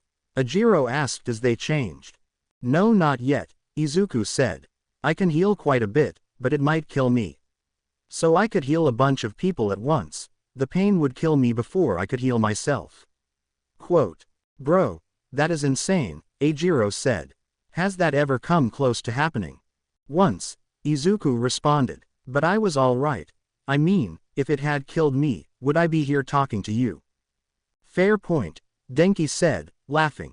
I noticed that my head cleared up quicker with your healing. Izuku saw Katsuki shoot him a look. Weird, Izuku said quickly, heading to the shower. One has to be careful not to get too reckless when Izuku is with us, Tenya said after a moment. You're right, Denki said as he flopped down on the bench. I was just running in, not being as careful as I should have. He would heal us, and we could get right back in. I found myself doing the same, Fumi said, rubbing his chin. As did my brother once we realized Izuku could heal him as well. Dark Shadow peeked out and nodded. That is the danger of having a healer, Mineta said, wrapping a towel around his waist. I hadn't thought of that. In the girls' locker room, Himiko and Ibara conversed similarly with their classmates. Izuku didn't even make it past the train station as he fell asleep, his head resting on Ibara's shoulder. As the group stepped off the bus that next morning, Hitoshi and Reiko excused themselves as there was a bakery they wanted to hit before school. The others continued talking about what the day may hold for them. As they approached the gates, they saw a massive crowd of reporters and froze. They saw a crowd harassing the students walking in, asking questions about All Might being their heroics teacher. What are we? Kami started to ask when suddenly Izuku burst forward, yelling at the reporters to move. The others froze for about a second but quickly followed him in. Move, you are hurting her. They heard him yell. Izuku was forcibly moving reporters. They shouted and complained, but with the other hot in his heels, they didn't get a chance to close in on him. As he was recognized, the reporters started getting even more worked up, if possible. Izuku forcibly moved two reporters and then bent down and lifted a pair of floating clothes. It's okay, Toru, I got you, Izuku said, his eyes glowing. He lifted the invisible girl into a bridal carry. Katsuki took the lead, and the girls went to his sides and flank.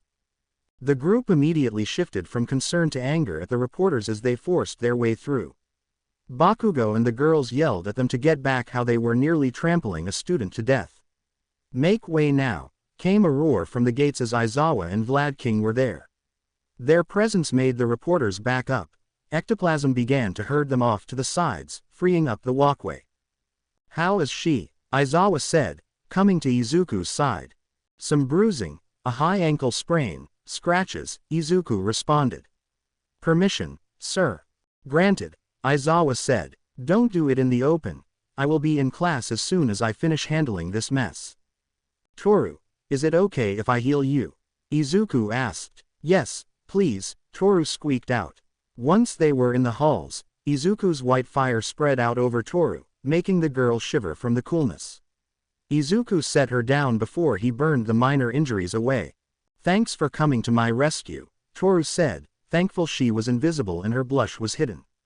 Then she thought, when your eyes were glowing, could you see me? It was like an outline, Izuku responded. That aspect of my quirk tells me where the injuries are. Well, it was nice to be seen, Toru smiled. Let's get to class, Ibara said, getting them moving. They quickly made it to class. They were not the first to arrive, as Ida was already there. He looked at the clock as they entered and seemed pleased that they had arrived early, but he had a look that said they had not arrived early enough. "Good morning," Tenya said. He smiled when they all responded. "Did you have any problem at the gates?" Cammy asked. "No," Tenya responded quizzically. "Is there something going on?" "There is a bunch of reporters at the gate.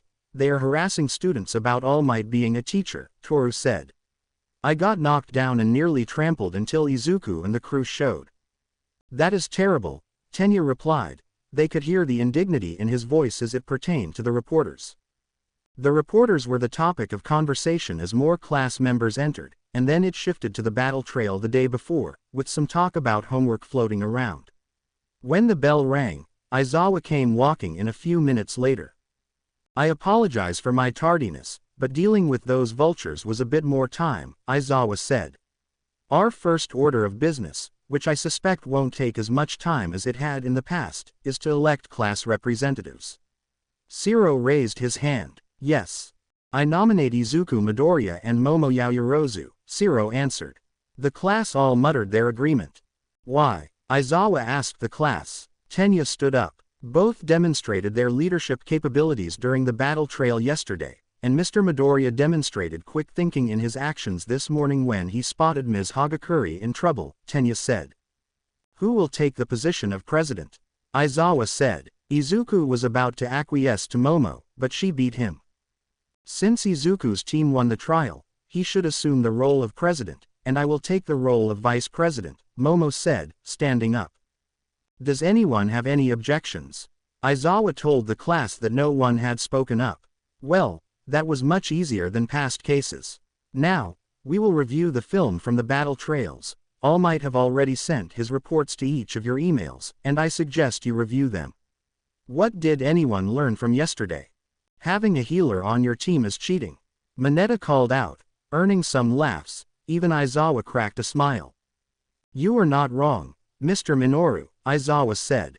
"Yesterday's battle trail was a perfect example of that, and I am surprised that All Might had the foresight to teach on the first day. Until Mr. Midoriya made his presence known as the most prominent and capable healer who had entered the field of heroics, Recovery Girl, at least here in Japan. In the US, there is Mend, Europe Triage, South America Grace, Africa Ocean, etc. Can anyone tell me what the difference is between Mr. Midoriya and all the others? Besides Mr. Midoriya." Katsuki Bakugo raised his hand. "No other healer on Earth can regrow limbs, cure diseases such as cancer, provide mental clarity, or heal on such a large scale." The rest of the class, minus his group, looked at Izuku, who blushed. "That is correct, at this time, with what has been demonstrated, and he has the potent healing quirk on record. This is not a secret. Word of his abilities has been blasted on television. Should Mr. Midoriya graduate and go into the field, who will the villains target? Who will be targeted should a large-scale battle or rescue operation be fielded?" The class was still looking at Izuku, but their looks were different. "Healing quirks are rare, you all know, but they have limits and rules. Mr. Midoriya, please explain." "When I heal an injury, I experience all the pain of that injury. I heal you, then I have to heal myself. If what I take is too much, then it can and will kill me," Izuku said. Now, if we look at the end of the battle from yesterday, once his team understood that they had a healer, you can see their attacks becoming more reckless as they knew that Mr. Midoriya would heal them and get them back in the fight, Aizawa said as the room darkened. The footage of the battle trial came to life. "Did you tell your team about this drawback?" "No sir," Izuku said. "Why not?" Aizawa pressed. "As it was training, I did not expect any injuries beyond what I could withstand or be able to heal," Izuku said. "And it was the second day of class." "Understandable," Aizawa replied. "Now you understand the benefits and the drawbacks of having a healer on your team. The next time you are paired with Mr. Midoriya, do not run in recklessly. Remember that it takes a toll on him to heal you. He will be the target going forward in any team exercises. Something villains will attempt to exploit once he is in the field. Now let's look at the battle trial. Ms. Yaoyorozu, would you care to explain your strategy for the fight, then you, Mr. Midoriya?" The students' attention was focused on the breakdown of the battle trail. Aizawa would stop and have each student explain their thoughts and reasoning for their actions. Aizawa would call the students and put them into different positions from the fight, educating them on how they should or could have reacted. It detailed the tactics and how the leaders should have adjusted them. The last part of the morning was spent reading over All Might's breakdowns. It was interesting as both teachers had similar points but many different suggestions about the fight. As they broke for lunch, they still talked about the battle trail as they walked. What made it special was that it wasn't just one group or Izuku and his group but the entire class. In the back, Ibara and Himiko talked with Mina, Ajiro, and Tenya. Bakugo was talking with Momo, Denki, Fumi and Tenya. Kami was with Koji, Mezzo, Mineta, Su and Ochako. Izuku was talking with Setsuna, Toru, and Kyoka. And the conversations were bleeding into each other. They entered the cafeteria, secured their meals, and sat at the large table in the center to keep growing. Of course, as was par for the group, when things were good, something had to disrupt it. The alarm blaring out the security alert of a perimeter breach undoubtedly qualified. The cafeteria erupted into chaos, but Izuku and the others went on high alert. Ibara Vines flared to life as she lifted herself to the window. "It is reporters," she called out as she came back to the table. "The reporters have broken through the gate. Katsuki, can you get their attention?" Izuku said. "Lift me, Ibara, please," Katsuki said as Ibara's vines lifted above the lunch room. Katsuki cupped his hands together and triggered an explosion, compounding the sound of a giant firecracker under a bucket. The lunch room froze. "Everyone calm down. The reporters from this morning have breached the gate." Izuku was on the table. "We need to move in an orderly fashion to our evacuation area. Panicking is just going to hurt people. Follow your class reps out." "Listen to him," they heard Shoto yell out. "I can see the reporters. UA security is already intercepting them." "Yes, there is no need to panic," came Inasa's booming voice. "Please move calmly to your evacuation areas." Once people started moving, Shoto walked over to Izuku. "It is good to see you," Shoto said.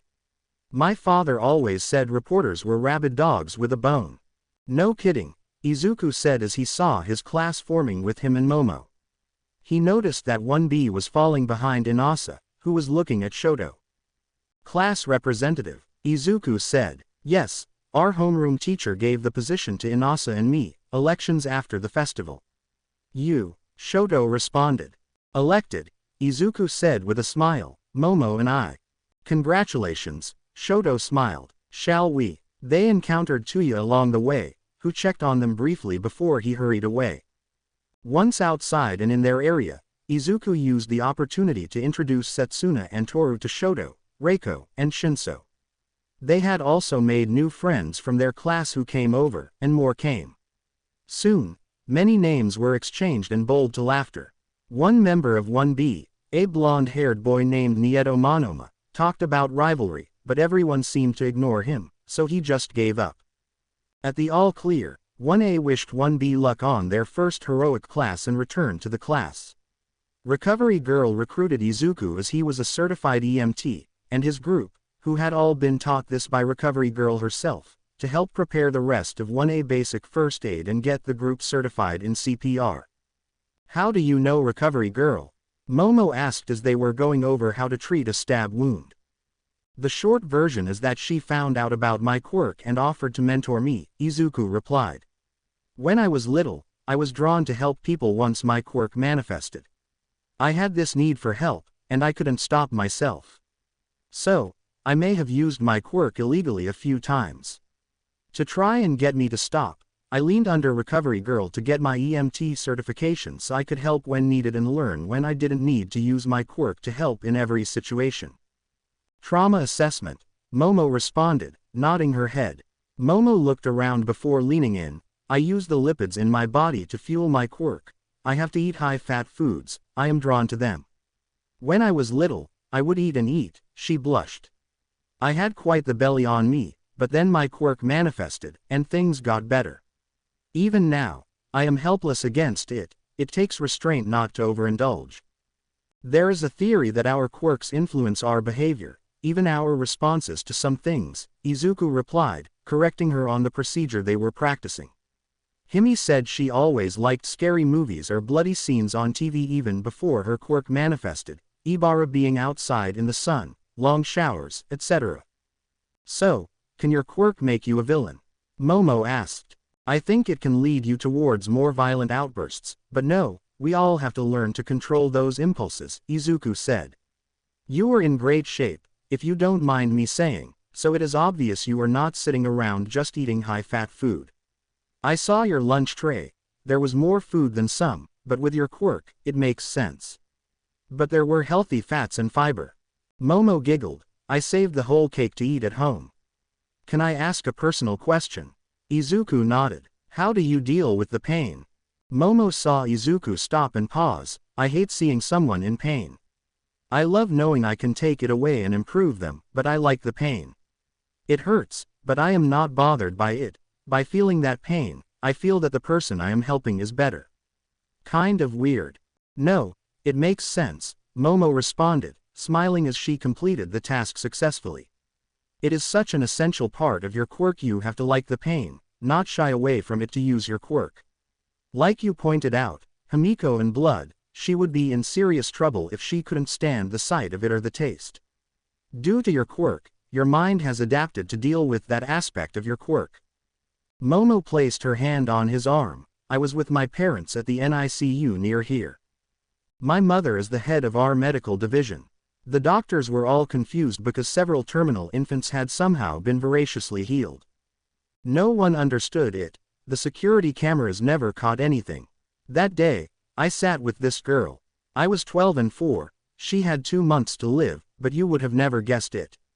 Momo smiled at Izuku. I prayed that this strange miracle would come by again and save her. 2 days later, it did. She told me that she was asleep, and a boy with curly green hair, green eyes, and freckles had touched her head and told her everything would be fine. Momo pulled out her phone and held up a photo of a girl about 12 at an opening ceremony hugging Momo. Her name is Inari Yamada, and when she grows up, she wants to be a doctor, hero, and head of the largest corporation in the world. Izuku couldn't contain his smile. Whatever it was or is that calls you to do things, whether you like the pain or not, you endured it for others. Thank you, Izuku Midoriya. Izuku couldn't respond. He nodded and moved to the next class member. Home. Izuku, Himi, and Hitoshi came home alone as Katsuki went to Kami's house to help her father with a project. Ibara would be by later with Reiko. The 2 girls had something they were taking care of. That was all that Izuku could get out of Ibara, who just kissed his cheek and blushed, making him all the more curious. As they entered, they were greeted by the twin missiles, Eri and Mizuki. Hitsushi was surprised when, after they hugged Himi and Izuku, they hugged him simultaneously, grabbed his hand, and wanted him to sit with them as they colored. Hitoshi just smiled and got to coloring. Himi and Izuku got a snack and sat at the kitchen table, completing their assignments. Hitoshi was a bit sore from the battle trial. As things between the 2 teams, captains had gotten a bit out of control. NASA's hurricane winds and Shoto's ice and fire had led to absolute chaos. But their passion had inspired their respective teams, and things escalated from there, leading to several trips to the medical wing and Izuku healing Hitoshi and Reiko when he saw them. Himiko looked over her shoulder. The girls were very focused on coloring, and Inko was busy in the kitchen. Himiko took Izuku's hand and tugged at it. He looked at her questioningly and followed her down the hall. Himiko pulled him into her room, locked the door, and pulled Izuku into a kiss that muddled his brain. Izuku didn't even know how, or when she maneuvered him near her bed, Himiko pushed him back with a light shove. Very slowly, at least to Izuku, Himiko straddled his lap. She wore her uniform skirt, and he caught a peek of adorable white lace panties. Now, Izuku would be lying if he hadn't enjoyed seeing the girls in school skirts for as long as they had been together and even before that. But something about the UA-1 stirred his imagination even more. Ibara had traditionally worn a knee-length version of her school uniform the entire time he knew her, but on that first day, it sat at mid-thigh. Himiko always sat there, but now hers seemed to flutter more. She would twirl or do something to give him this tantalizing peek.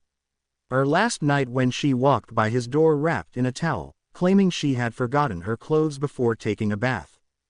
He was sure she was doing it intentionally, but he did not care.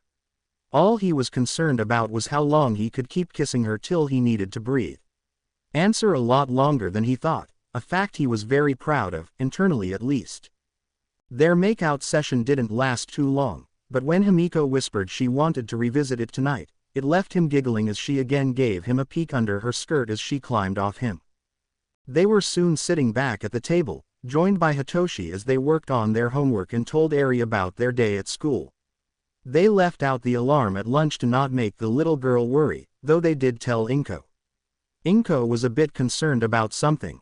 It was nagging at her even later the night after the house was whole when Ibara and Reiko came by for a bit before heading home. Inko and Hisashi. Inko sat at her dressing table, taking off her jewelry. She had been taking off her earrings for over 5 minutes. She jumped when Hisashi leaned down and kissed her neck.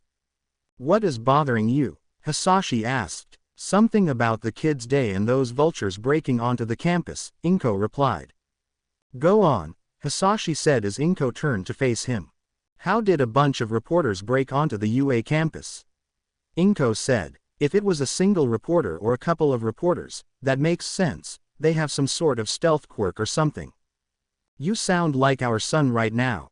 Do you know that?" Hisashi teased, sitting on the edge of the bed. "But go on." Inko stuck her tongue out at him and smiled. "But the Ibara said it was not just a few reporters but a whole mob. If a reporter can destroy a gate at UA, what are they doing being a reporter?" Hisashi asked. "Kind of," Inko sighed. "Maybe they don't want to work in a field revolving around their quirk and journalism in their passion, but I get that.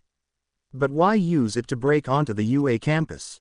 You must know that security will stop you before you get too far. Unless they have a partner with the stealth quirk, and you are the diversion." Hisashi added. "That makes sense, but what would happen if you were caught in the building?" Inko countered. "That may be a punch first and figure out later situation. One would believe that UA is considering this," Hisashi said. "What else is eating at you?" "Just something in the back of my mind," Inko replied. "I just have a weird feeling." "Talk to All Might about it," Hisashi said. "Don't just ignore it. If you're wrong, then you're wrong. But if you're right, the kids may be in trouble. All for One is still out there. He may be unable to come after them, but that doesn't mean he won't send someone else." "You don't think I am just being overprotective?" Inko said, finally removing the last of her jewelry and putting it away. "Not at all, baby," Hisashi said. He stopped her from grabbing her nightgown. "Come to bed." Inko giggled some as Hisashi led her to bed. As far as we can tell, nothing was taken," Snipe said while holding the security report. Prodigy reported that someone tried to access the mainframe from inside the campus. "They didn't succeed, obviously," Aizawa said. "What did she do?" "She let them break through into a self-contained area and let them download false information as well as a virus that will alert us when it gets transferred," Nezu said. "They were after the class rosters, security information, staff listings, and a lot of information about the school here and their capabilities." "That is some valuable information," Midnight added. "Are they going to attack the school?" "It could be a prelude to that. They were looking for something but broken contact once they got that information. Whomever it was deployed an electronic scrambler that blocked the cameras from seeing them," Snipe reported. "Mech finished his report on the gate," Cementos said, getting everyone's attention. "The section of the wall was destroyed via a quirk. The findings show that the remains of the gate had been rotted due to the presence of trace amounts of bacteria and fungi in the samples. And the process was so quick that the area was destroyed before the sensors could alert security. Transition is looking over the video to see if she can discern who destroyed the gate," Power Loader said. "But there were so many reporters that it is nigh impossible. She is running facial recognition against the quirk registry to narrow the list." "We are going on alert until we get some answers," Nezu said. "Security will be increased at all facilities, including the USJ. I don't want to take any chances with the first year of rescue training on Friday." "I agree," 13 said. "I have already reached out to Riot, and he will have containment and powerbomb there for Friday's training." Containment can use the opportunity to finish her certification. I suggest we have Celine sweep the USJ the night before, Vlad said, looking up from the report. The girl is already asleep, Present Mike said. She swept the main buildings and the training facilities, she is exhausted. Let her rest, but tell her to sweep the USJ tomorrow night, Nezu said. Operator is reviewing all the communication lines to see if they have been tampered with, and Dig is doing his part. Stay focused and keep an eye out. You are all dismissed. Sir, the staff responded as they filed out.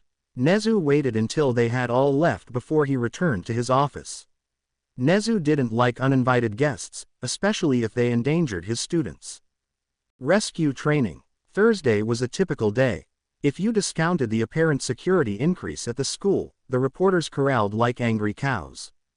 An impromptu meeting with some members of their different classes led to a small cafe being descended upon by most of the first-year heroic students. The cafe owner was happy to feed the army of hungry students. Despite no heroic training, there was a long lecture introducing heroic law and procedures. The stunning world of math was followed by history, but the highlight was their introduction to crime scenes taught by Mr. Aizawa. Shoto was very excited to come home with the group and hang out. They were all crowded around the table doing homework after they had given their daily report to Eri about their day at school. After they finished, they took Eri and Mizuki to the park to play before dinner, and everyone had to make their way home.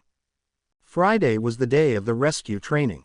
After the bell rang, Mr. Aizawa simply told them to grab their hero uniforms, get changed, and meet at the bus. The fact that they had to take a bus to go for rescue training while not leaving the campus was not lost on the group. Ibara sat with Izuku, their hands clasped and her head resting on his shoulder, as they discussed a date on Saturday. When the bus finally arrived, they were in awe of the sheer size of the building. The doors opened, and Ochako did her best not to fangirl out as her favorite hero, 13, came walking out with two others. Flanking 13 was a boy and girl who looked related. The boy was about 5 feet 10 with light brown hair, blue eyes, and a moderate build. Garbed in his hero gear was a simple pair of black boots and pants with a dark blue top and black half mask hanging around his neck. The girl was about as tall as her brother, with long, dirty blonde hair and the same blue eyes. She had gold boots, bare legs, a gold and white trimmed skirt that came to mid-thigh, matching elbow-length gold gloves, a white fitted top with gold trim, and a gold energy sphere emblazoned on her chest. Over her shoulders was a white, gold-trimmed cloak, the hood was down. "Good morning, and welcome to Unforeseen Simulation Joint," 13 said. "The gentleman to my right is Powerbomb, and this is his sister Containment. They will be joining us today as instructors for your training along with your homeroom teacher and All Might, who is running a bit late but will be here before we begin. Now, does anyone know here what my quirk is?" Ochako didn't blurt it out, but she jumped up and waved her hand frantically. Aizawa sighed. Her mask hid 13's smile. "Yes, Ms. Uraraka." "Okay, 13 knows my name. Don't freak out, don't freak out," Ochako said loud enough to be heard by her class and the pro-heroine, earning some laughs. "Your quirk is Black Hole. It mimics the gravity effect of its namesake, and it is so powerful that not even light can escape it. Despite its devastating ability, you trained hard to control it, allowing you to become the premier rescue hero in Japan. Your talent is so legendary that foreign countries even requested that you aid and train their rescue heroes." "Impressive," 13 said. "It sounds just like the write-up on My Hero Wiki." "I know," Ochako blushed. "I wrote your page. You did an amazing job. Everything was well researched and written out, so thank you." Ochako began to float away at the compliment. Thankfully, Ibara grabbed her leg with a vine to prevent that. As Ms. Uraraka said, "My quirk is very dangerous, but with hard work, I was able to train it so I could specialize in heroics. That is why all of you are here today," 13 said. "Today is your first day of rescue training. You will be here at least once a month for your entire education at UA. Receiving a passing mark from me is necessary to graduate. I promise if you listen and follow instructions, you will be fine. Today will be long, so pace yourselves. We will have lunch and a rest period before the afternoon session. Now, if everyone would follow me." The class followed after Aizawa talked with 13, seemingly about All Might. Aizawa looked at his watch and nodded. As the class walked through the second set of massive metal doors, they were on an elevated platform that overlooked the USJ. The facility was massive. Various zones could be seen. A storm raging over a city, honest-to-goodness mountains, a volcano, and even a lake with a large ship floating in the center. Izuku was in wonder, looking around, and then his heart sank. Sitting at the fountain, he saw Azrael. He was holding a black, hard-covered book. As he closed it, the book faded away, the doors to the USJ closed, and the clank sounded like a door to a tomb closing. It made Izuku jump.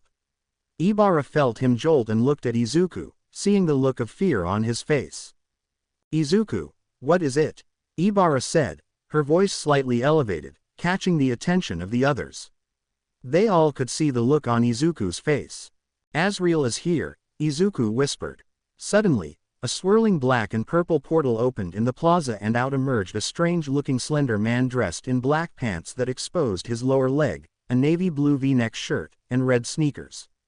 The even stranger part was the various disembodied hands attached like ornaments or jewelry all over the man's body, including one over his face like a mask. His pale, disheveled hair looked dirty and mated. His red eyes glared out between his finger mask and his dry, cracked skin with cracked lips twisted into an evil sneer. The man wasn't alone. Beside him emerged a person who seemed to be made of the same matter as the portal. Floating yellow eyes looked out, a strange metal collar and an exquisite suit, minus the jacket, but it wore a vest. The third looked like this upgraded amalgamation of the monsters that had attacked their school when All for One had come for Izuku. It had a massive build, the same beaked mouth, and an exposed brain. Brown simple cargo pants, black leather and steel boots, and metal skull knee pads completed its look. The last to emerge was a handsome man with long black hair, stunning violet eyes, unnaturally pale skin, and a cloak that seemed to be made of shadow wrapped around him, the bottom flowing with black tendrils formed at the hem flowing and moving like it was alive. "I am Shigaraki," the hand villain said. "I am the leader of the League of Villains, and we have come for violence and death." He snapped his fingers. The entire USJ was plunged into an unnatural darkness. Izuku felt himself suddenly yanked away from Ibara, and then he felt like he was falling. He called up his fire, and darkness around him recoiled, and the darkness around him shattered. He was standing in the plaza, but he wasn't alone. Shigaraki and the three others were standing there. "Today is the day you die, Izuku Midoriya," Shigaraki sneered. "You, your teachers, your classmates, your parents, everyone you care about is going to die, and it is all your fault. You dare to defy Sensei. You dare to make a mockery of him. You will know the true meaning of pain this day. You have no idea what real pain feels like," Izuku said as his fire erupted around him. A brilliant green fire with black and white edges danced over him.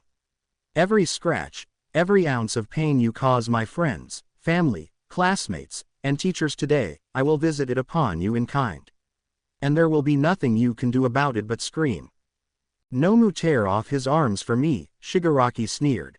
As the sounds of combat erupted across the USJ, Azrael smiled. To be continued. I hope you enjoyed this story. Also remember to subscribe and like this video. See you in the next video.